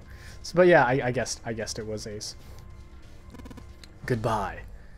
He stepped through the door, and he was gone. It fell shut. In the blink of an eye, they were gone, and as soon as Ace and Lotus were gone, Junpei and the others leapt for the door in pursuit of Ace. But as Junpei laid his hand on the doorknob, there was a noise behind him. He looked over his shoulder. June was kneeling on the floor, breathing heavily. June, what happened? Are you alright? Sans ran to June and wrapped his arm around her before she could collapse all the way. Jesus, you're burning up. Jesus? Santa? Huh? Get it? June's fever had returned again for no apparent reason. Her eyes were more watery and her eyelids drooped. Her breath became dry, shallow gasps. I'm okay. Really, I'm fine. You should be worried about Lois. Lois. Lois. Lois. She was breathing hard now. She could barely summon the strength to talk. Junpei was torn. He couldn't leave June alone in the state she was in. But every moment they waited, Ace was further away, Lotus's life in his hands. What was Junpei supposed to do? June's eyes drifted to Junpei's. She managed to muster a weak smile. Jumpy, don't worry about me. I just need a little rest. I'll be fine. Don't you remember? I just need a little... I need to rest a little bit last time. So please, please save Lotus. Think about Ace, what Ace has done, Junpei. When he's got what he needs from Lotus, you really think he's gonna let her just walk away? You guys go on ahead. As soon as June starts feeling better, we'll follow you. Go! Junpei looked at June. She nodded once. She couldn't manage much more, but it was all the confirmation Junpei needed. His resolve was set. Alright, come on, Seven. We're going after Ace. Hell yeah! Snake. Sans, shish. Who are you people? Sans, take care of June. I'm trusting you. Sans nodded. Junpei turned before he had a chance to change his mind and started running towards the door. He could hear Seven's heavy footsteps behind him. Let's go. Junpei and Seven exploded into the hallway, their feet pounding at the metal door as they ran.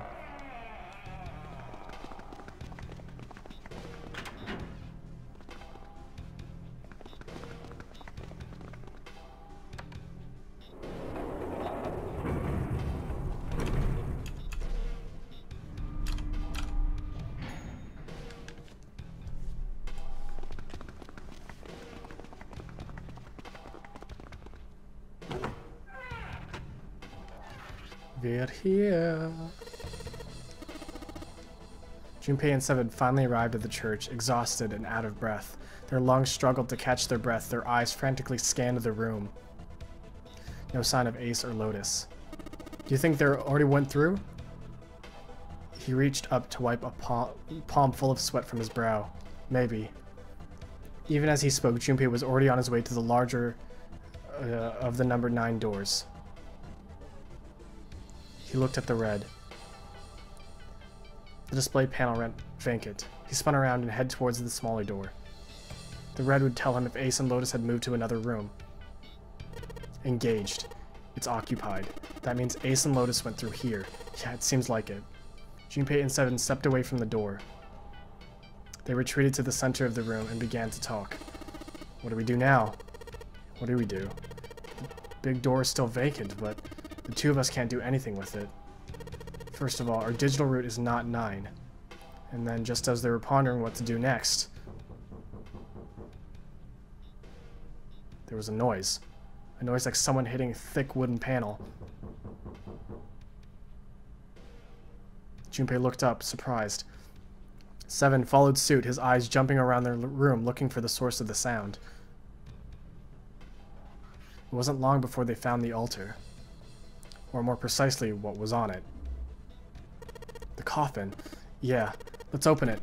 How? By force. I don't think that's gonna happen.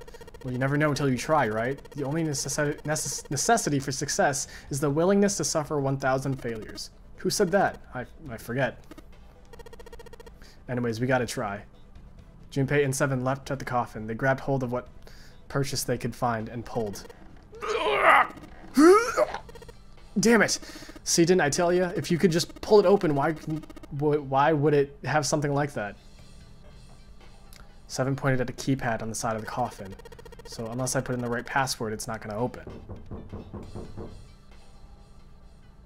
The noise hadn't stopped. In fact, it continued. It only gotten louder and more forceful. What were they supposed to do? Junpei wondered. Was there some sort of clue somewhere?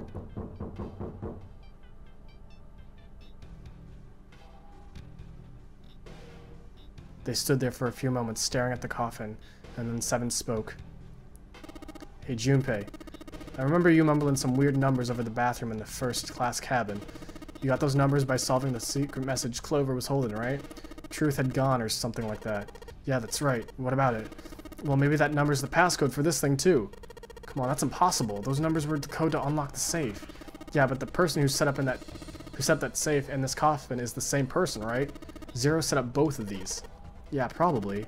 Well, then they might have been the same passcode for both of them. That's ridiculous. Why don't you just try it? I mean, it's not like you'll make anything worse. It'll be just a waste of time. There's no way they're the same number. How do you know that? You'll never know unless you try. The only necessity for success is the willingness to suffer 1,000 failures. Who said that? You. Funny. Fine. He knelt down in front of the keypad and looked at it. It was a shit, what was it? 1438. Do you need me to contact the spirits? No, it doesn't matter. Like, I'm just trying to remember it. It was like a 1484321 or something. No, 421. The ending number was 421. 143-83421. That's what it was. He typed them in. 143-83421. He checked that the numbers. He entered the right numbers, took a deep breath, and pressed the E button. It only took a moment. What? You gotta be kidding me. There was a click. And with a heavy clunk, the lid of the coffin slid off onto the floor, and out popped Dracula! The skeleton. Snake. Skeleton popped out. Snake. Snake. Snake. Those voices. Junpei and Seven, unless I'm mistaken. Where are the others? Are they elsewhere? Of course there was no reason Snake would have known anything about where anyone else would be. Junpei and Seven looked at one another. There was a great deal he needed to know, but they had to tell him something. However, so they began to talk. Snake explained to them how he came to be locked in the coffin. Apparently he had been hit with some sort of knockout gas, and Junpei and Seven explained what had happened to the rest of them. There was one thing, however, that neither Seven nor Junpei could bring themselves to say, that Ace had killed Clover. They feared that Snake knew he might well go insane. They decided as much by the look of the moment. Snake had climbed out of the coffin. Snake's story explained frustratingly little. Zero's true identity was a mystery, as were his intentions. Why Zero had put Guy X in Snake's clothes.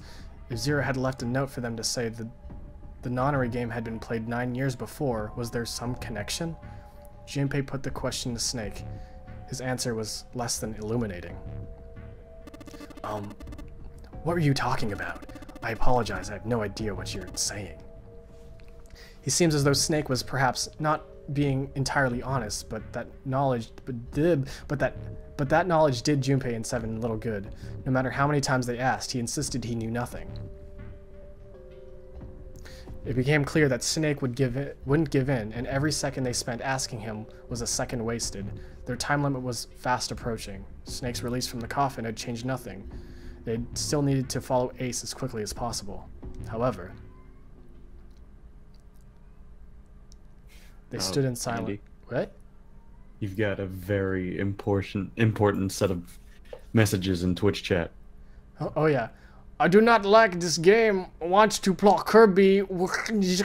Kirby plucks. Yeah. We'll be playing Kirby shortly. We're in the middle of an ending, and it's... Yep. I didn't actually think this ending would take so long, because the other endings were, like, so short. They were, like, maybe 10, 15 minutes long. I don't know how long we've been at this, but we've been here for a while now. He glanced over at Snake's wrist. Sure enough, he could see the 2 on the bracelet on Snake's wrist. The 3 of us can't make the digital root of 9. Yeah, we just get 5. We're stuck here then. Oh, hey, I just remembered something. 7 began patting his pockets as if he were checking to see if any of them held anything. What is it? I found something earlier. What did you find? This. He'd finally found the pocket he wanted, and his hand dove into it. 7 pulled out something round and metal. A bracelet. There was no mistaking the number was glowing. The number glowing at them from the face like a cartoon eye. 0. Zero's bracelet. What the hell? Are you saying that 7 is the number 0 bracelet? Yeah. Where did you get that? Snake's question was innocent enough, but if he'd learned the truth, he'd been able to see, he would have noticed. If he had been able to see, he would have noticed 7 and look away. Clover gave it to me. She did? Yeah. How did she come by it? Well, she found it, see, on the other side of the door 1, A deck, in the captain's quarters. She asked me to hold on to it because it was too big and bulky for her to be lugging around. It was a lie, and Junpei knew it. I haven't actually looked at it yet. Didn't want to disturb the crime scene, you know? Basic stuff. Well, I did borrow one thing. Alright, Junpei. Been nice knowing you. What? 7 and 2 is 9. Come on, man, I'm just kidding. Still, just in case, I want to make sure that the 0 bracelet gets picked up by the red. Snake, give me a hand, alright? Without waiting for a response, he started walking towards the door. Junpei and Snake followed him quietly. Before long, they found themselves in front of the larger of the 2 doors. 7 and Snake put their palms on the red. Once they had done that, 7 put the number 0 bracelet on the scanner panel as well.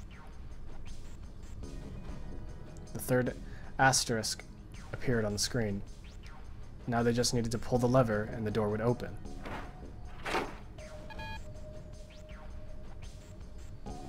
Huh? Why isn't it opening?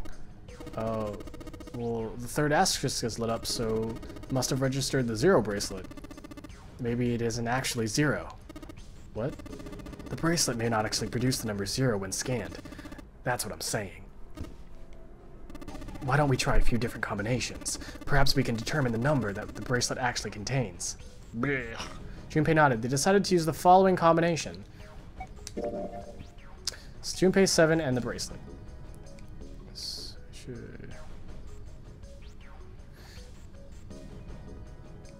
They scan the bracelets.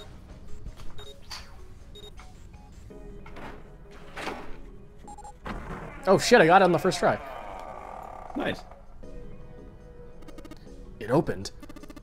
Yes, so would it seem.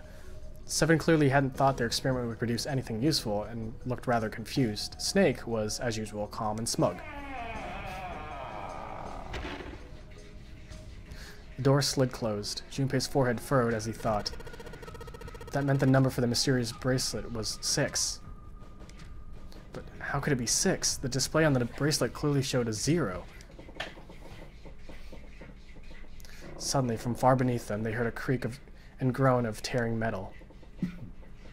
With it came the sound of water pouring into the parts of the ship that had until recently been dry. Oh man, that's not good. I guess our time's just about up. At any rate, we know that the doors can be opened. Let's go. But, Snake, are you sure? Yeah, you know that only Junpei and I can go this way. You know, you needn't to worry. I have a solution to this problem. My last resort, but now it's not the time for the last resorts. Then when? Last resort?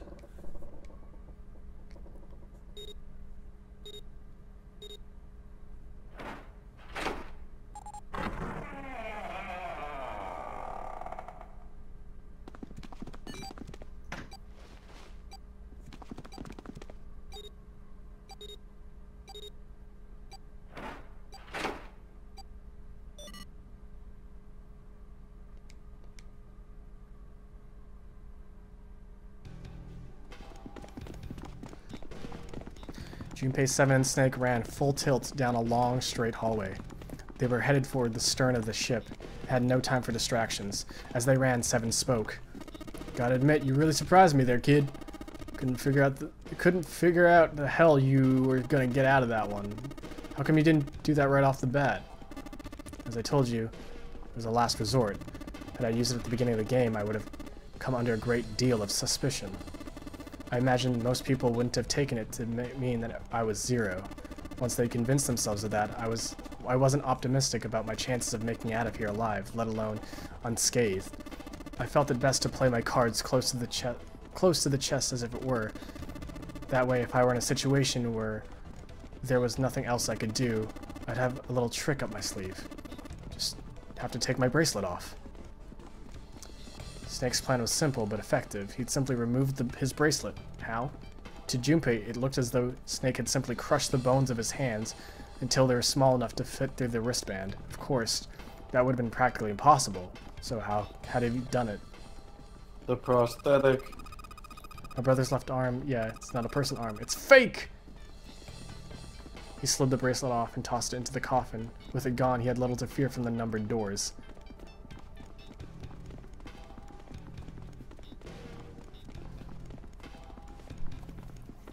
They kept running for a while longer, and eventually came upon a set of stairs leading downward into the right sides of the hallway. They stopped and peered down the staircase. As far as they could tell, it went all the way to the bottom deck. There didn't seem to be any flooding. They nodded quickly to one another and jogged down the stairs. It only took a few minutes to make their ways to the bottom deck. There was a single hallway in front of them, at the end of which was a single door. Junpei threw it open. Inside was a massive iron gate, a plate that was affixed to the top of it. It read, Incinerator. Incinerator? Oh my, that doesn't sound very pleasant. Do you see a lever near the gate, perhaps? Yeah, right over here. How did you know that? Well, I'd be happy to regale you with the story. I imagine it should only take half a day or so. Junpei grumbled and gave Snake a dirty look and jogged over the lever. If you pull it, the door ought to open. He pulled the lever down. And then they got engulfed by flames, and then they died.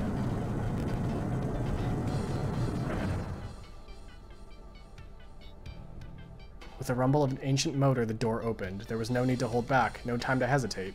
They pushed their way inside. Standing in front of them were Ace and Lotus. Oh. Hi. Ace still held the revolver in his hand. He was still pressed hard against Lotus's temple. A dark bruise began to form near the tip. Even from several yards away, Junpei could see that Lotus was shaking. She was terrified.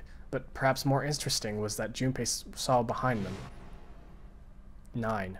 Another number 9 door. But why? Why was there another one? The door stopped Junpei in his tracks. It simply shouldn't have been there. As his brain finally began to consider why, the whine of a warring klaxon filled the air, drowning out any thought. Warning. Warning. Emergency incineration command has been acknowledged.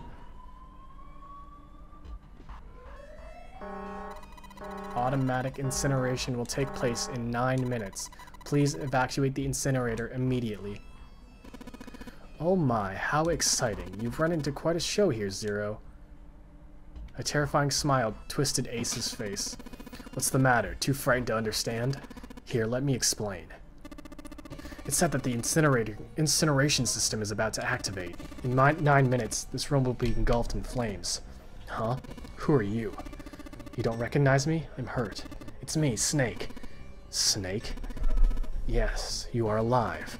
I'm afraid your bizarre child had me confused. I'm quite glad to see that you're alive. Ace's voice didn't change. Snake ground his teeth. If you don't mind me asking, how did you get here? Snake, Junpei, 7? The 3 of you couldn't have all opened the door with a 9. Did you use Clover's bracelet, perhaps? What? Well, your reaction suggests that you did not. Hold on, what did you think we have Clover's bracelet? Junpei felt his chest tighten. Oh, they haven't told you. Told me what? Oh, clearly not. Normally I would take some time and to enjoy the moment, but I'm afraid my time is at a premium just now. I have to make this quick. Clover. Don't do it, Ace. Keep your goddamn mouth shut. Clover. I said stop it. Don't listen to him, Snake. Junpei could feel his voice growing hoarse, but Snake didn't listen to him. What happened to Clover? Ace looked at him. The corner of his mouth curled into the hook of a cruel smile. Clover died. The color left Snake's face. He shook his head weakly. No, that's not true. It's impossible. It's a lie. It has to be a lie. Oh, but it's quite true. I can assure you of that. I killed her myself, you see. What? I'm sorry, did I stutter? I killed her. Snake's face twisted into a mask of rage, mottled red rising dot to his pale skin. His entire body shook. He looked to Junpei disturbingly like a demon. I would have rather she died with less suffering. A bullet in her brain, perhaps, would have been ideal. Unfortunately, that would have made quite a bit of noise. Circumstances being what they were, I was forced to settle for the knife. The one the ninth man had, you remember? I believe I caught her just below the shoulder blade. I was rather lucky, in fact. My first thrust went right between her ribs. Her flesh was so soft. My knife slid in so easily there was no resistance. That feeling was, I confess, I feel rather excited. It's a powerful memory. Perhaps, someday perhaps, I hope I can feel it again. Incinerator will begin in 7 minutes. I'm going to kill you, and you are going to die. Today. Snake's words were guttural. Today! I'm sorry, what? I'm going to kill you. You're going to kill me? Please do. Come now, I'm waiting. Don't do it! Don't listen to him, Snake! Stop it, kid. He's screwing with your head. Is there a problem? What are you waiting for, boy? Don't you want me to send you to join your sister? Don't, Snake! Don't do it! But Snake could no longer hear them. Snake could no longer hear anything.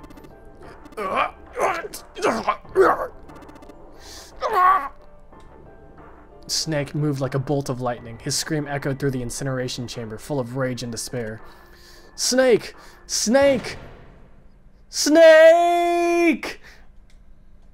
Great.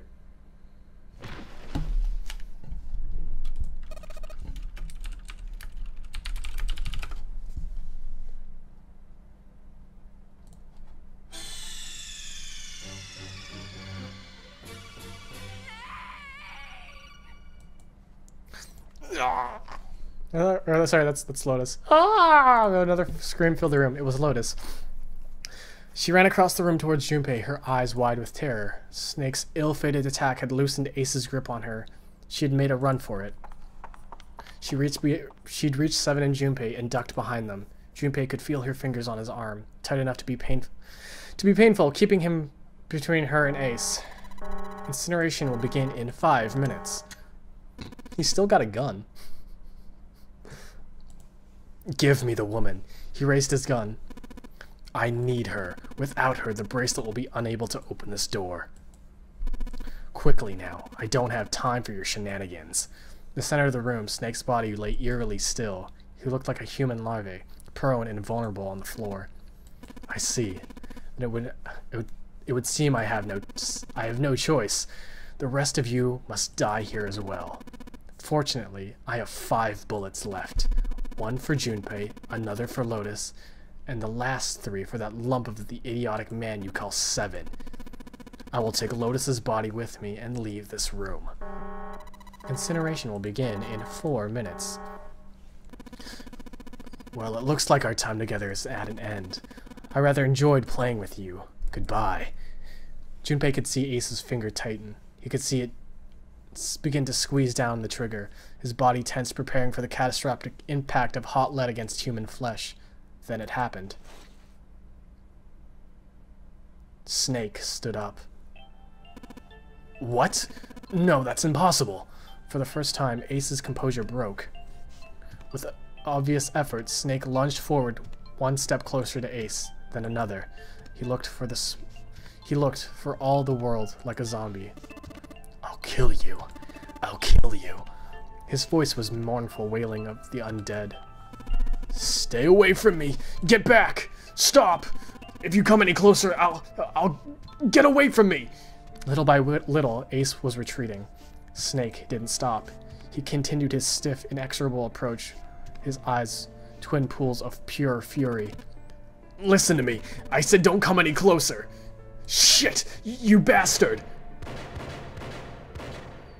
He shot all 5 guns. And bullets, all 5 gun, 5 times in the air. The incinerator was split by the cracks of a bullet. Snake's body twitched as 5 clouds of blood and torn flesh leapt into the air across his body. A fine pink mist drifted from his body and disappeared. Snake made a strange sort of choking cough. And then his strength was gone. His legs crumbled. His broken and battered body slid to the floor. Incineration will begin in 3 minutes. But Snake wasn't done. Even as the pool of blood beneath him grew, he began to move. He half crawled, half slid towards Ace. One bloody arm wrapped itself around Ace's leg. The other gripped his thigh with strength that should have been long gone. You son of a bitch! You're a monster! Get off of me! Let me go! Damn you! He kicked at Snake with his free leg, driving his foot into Snake's face, his arm, his shoulder. It made no difference. Snake refused to release him. Once a snake had ensnared its prey, rarely does it release it. This is it, Ace. We're going to burn to death. Together. What? Incineration will begin in 2 minutes. Ah, damn it! Damn you! Get off! Let me go, you monster! Okay, look. Think about it this way. My company owns a wonderful hospital. It has excellent doctors. You're not too wounded, seriously. I'm sure they can fix you up easily. You don't have to die. You can be saved. Just let me go. Pathetic. Begging for your life. Then Seven and Lotus began to speak. Junpei could hear his tears in their voices, and their words were strained. Snake, that's enough. You can stop now. Yes, he's right, Snake. You've done enough. Come on, Snake. Let's go. Let's get out of here. You have to come with us. You have to leave together. We have to leave together. Snake turned towards them. He coughed and blood splattered across the floor. Then he smiled, a sort of sad smile. I apologize, but I'm afraid I can't do that. You'd best forget about me. You need to leave soon. I'm going to take him with me. Shut up! Be quiet! I couldn't save Clover. My sister died because of me. Perhaps this will begin to atone for that. Perhaps in the afterlife she can forgive me. Now go. Go now. You have to go. Incineration begin in 1 minute. God damn it, shit, we're out of time. We gotta go. Seven ran towards the exit. Lotus followed him, but Junpei couldn't move. There were white lines down Snake's cheeks where his tears washed away the blood. He was broken body and soul, and Junpei felt as though half of his own heart had been torn out. His eyes stung as he tried desperately to swallow to clear the lump in his throat. Junpei, what are you doing? You have to get out of here, now! Junpei's chest tightened, pulled taut by anger, misery, and the cold feeling of emptiness. Pure emotion surged through his heart alongside the torrent of blood. He could feel it building, a tremendous wave growing taller, taller, and taller, and then it broke, crashing down with thunderous force onto his shaking, unprepared mind. Snake! Snake! Junpei's rational mind was gone. He was driven by instinct now, as he launched himself across the floor at Snake and Ace. Or, he tried to. Wait, don't be an idiot, Junpei! He felt a hand grab him from behind. It was Seven. Before he had time to react, a larger man had pinned Junpei's arms to his sides and was hauling him bodily back towards the door. No! No, I have to help Snake! Snake! Snake! Just get Snake That's such an unfortunate name, but also like a fortunate name, but also unfortunate. Incineration will begin in 10 seconds. 7, 6. Damn it! I don't got a choice, kid. Don't blame me for this, alright? And then he knocked them out, right? 5, 4, 3, 2, 1. No, 1, 1, 1, 1, 1, 1. 0. 1. Oh, 0.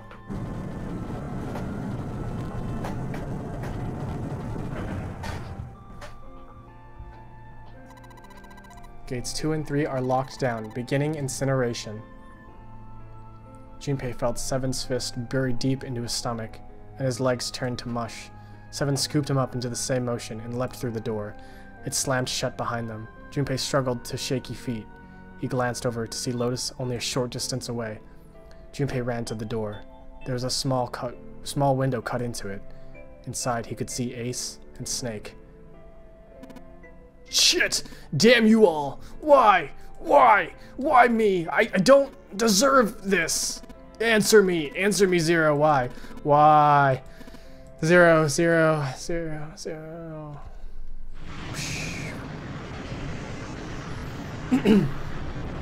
Wow. Fire!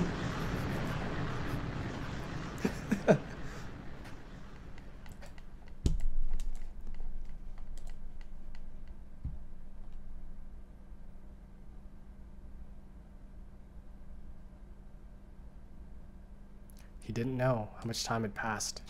He didn't know how long he stood there in front of the incinerator. He looked to the side. Lotus's face was ashen, as if not for the hand she put against the wall, Junpei didn't think she could have stood. Seven looked old and tired and used. His eyes stared at the floor, seeing nothing. Junpei had said nothing. He simply began to walk towards the open door in the hallway they'd come down earlier. Hey, wait, Junpei!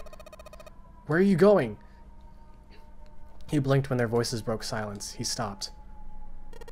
You stay here. I'll go get Sans and June. You're gonna bring them here? How? Don't worry about that. Just stay here and wait. He began to walk again. He looked over his shoulder and watched Seven and Lotus grow smaller and smaller. They stared back, not moving. He wasn't sure if they could. He turned around again. He knew where he was going. When they'd walked through the hallway earlier, he noticed an elevator at the end of the side hallway. If it still worked, then maybe. Before long, Junpei found himself in front of the elevator. Next to the door was a button with a triangle on it. He pushed it and the door opened.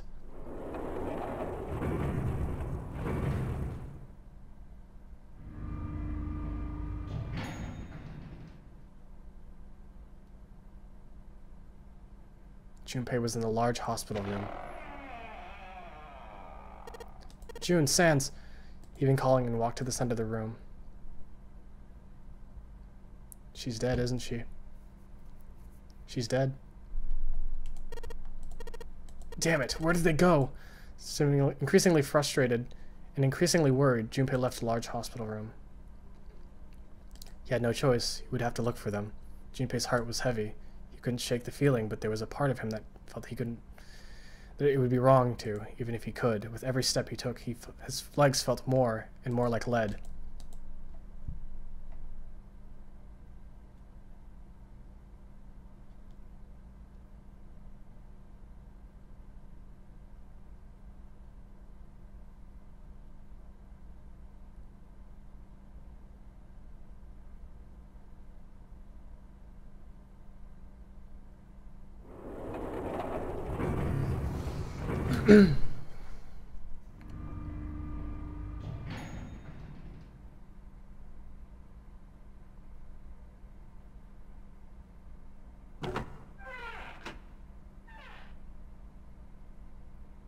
Sometime later, Junpei found himself at the chapel.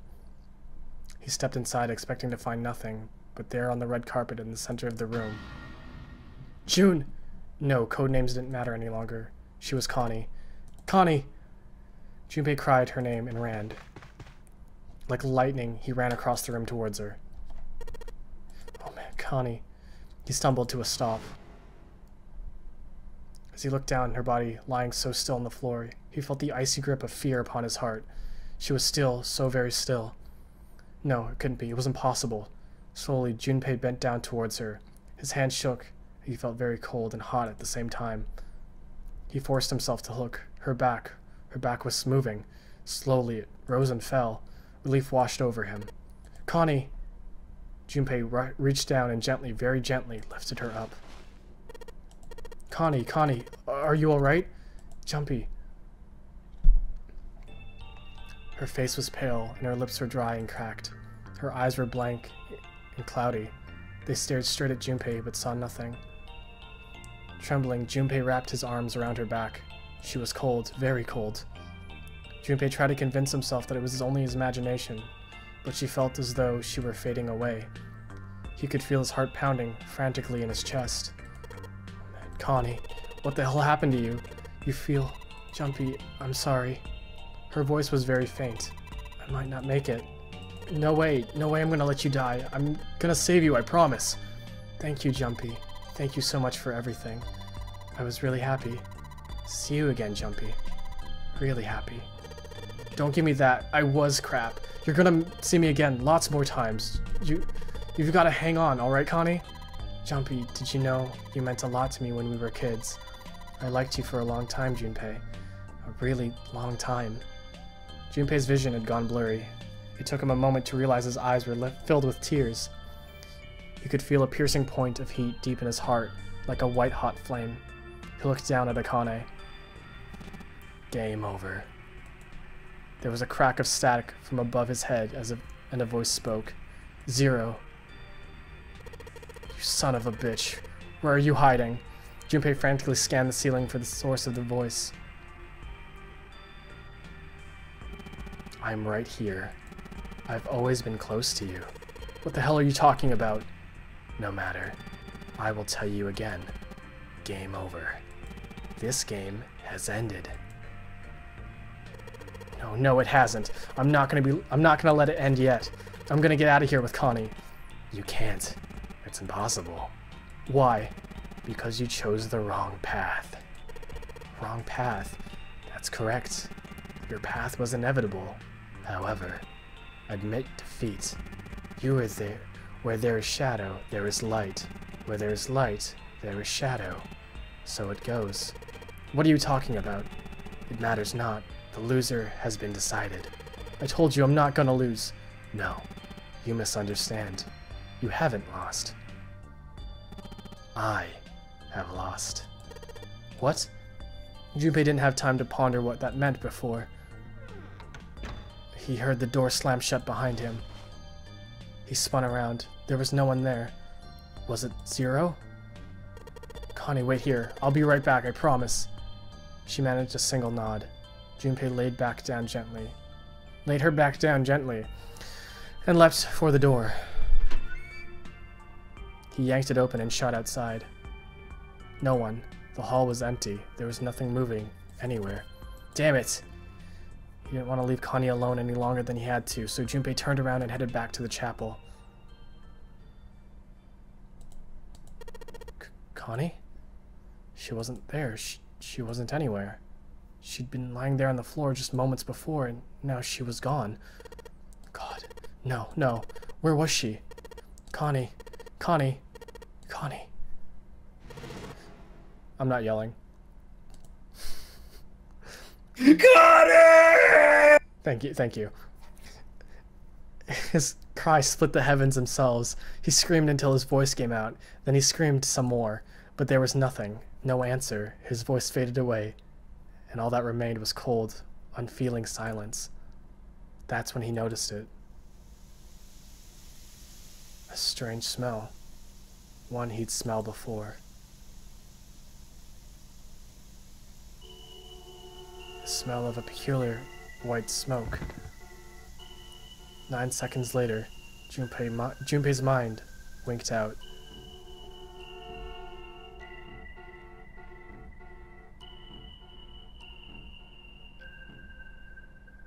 Well. Well. Well. bad sure. end. Well, some end. How was that reading for you? Huh? How was that ending for you? How was that experience with 999 for you? It's a very compelling story. I kind of want to play it. Oh, you already know all the spoilers now. It's true. But there's also the other games. There's 3 games in the series, so... Can we see Kirby now? Yes. Yes, Nope, you can you see don't. Kirby now. We're gonna take a BRB though. I'm gonna get some water, because that snake voice and the Ace voice were really hard on my throat. Shouldn't have done that, but I got into it. I think, and I'm really sorry about this, but I'm gonna duck. Oh, I you're got gonna a miss, couple things you're gonna I miss have to Kirby. When I come back, if you're still streaming, I'll hop in. Alrighty. I got a couple things that I need to take care of. Alrighty, thank you for sitting back and doing the scream for me and Yeah. sharing conversation that was lack of there. Yeah, I yelled a lot, like Yeah. usual. Yeah. Good stream. Yes. Good. So I guess we have one more. The end, or is it? Or is it? I thought I could do both endings, but no. This ending took like 5 years to get through. I didn't think it would take 2 hours to get through, but here we are.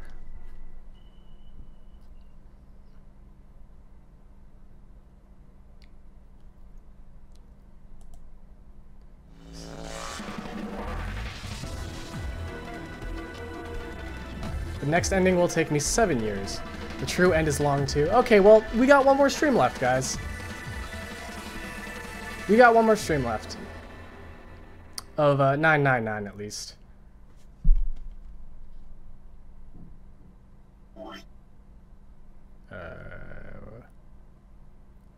Yes. Yes, I want to save. Ta-da! Alright. So now we have one more to go. We're gonna enjoy that last bit.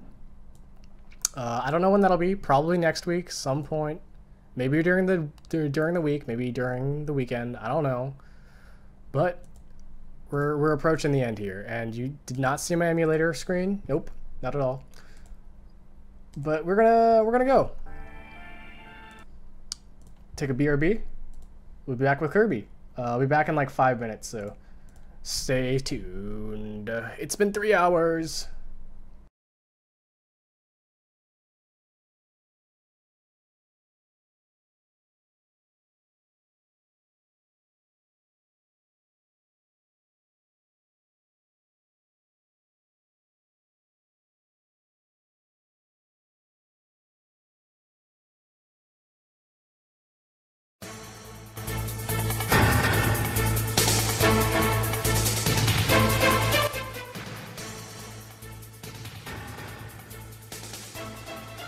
I forgot. I'm back here.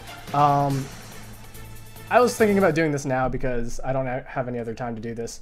But we have art for this game that somebody did, and so I'm just gonna go on the board right now. I think someone re-uploaded it actually. Yeah, someone did an art for this game and actually colored it in. So that's cool of them. So here is. By How Quaint. Oh, hey Quaint. This is a snake. Hello, Colonel. I seem to be in some sort of killing game. So yeah, it's good art. Good art. I appreciate it. This is like the only art from my stream that's on the Boru, so yay! We'll be back. This is also on the Boru. It's not tagged properly, but I'm gonna show it anyways. This exists.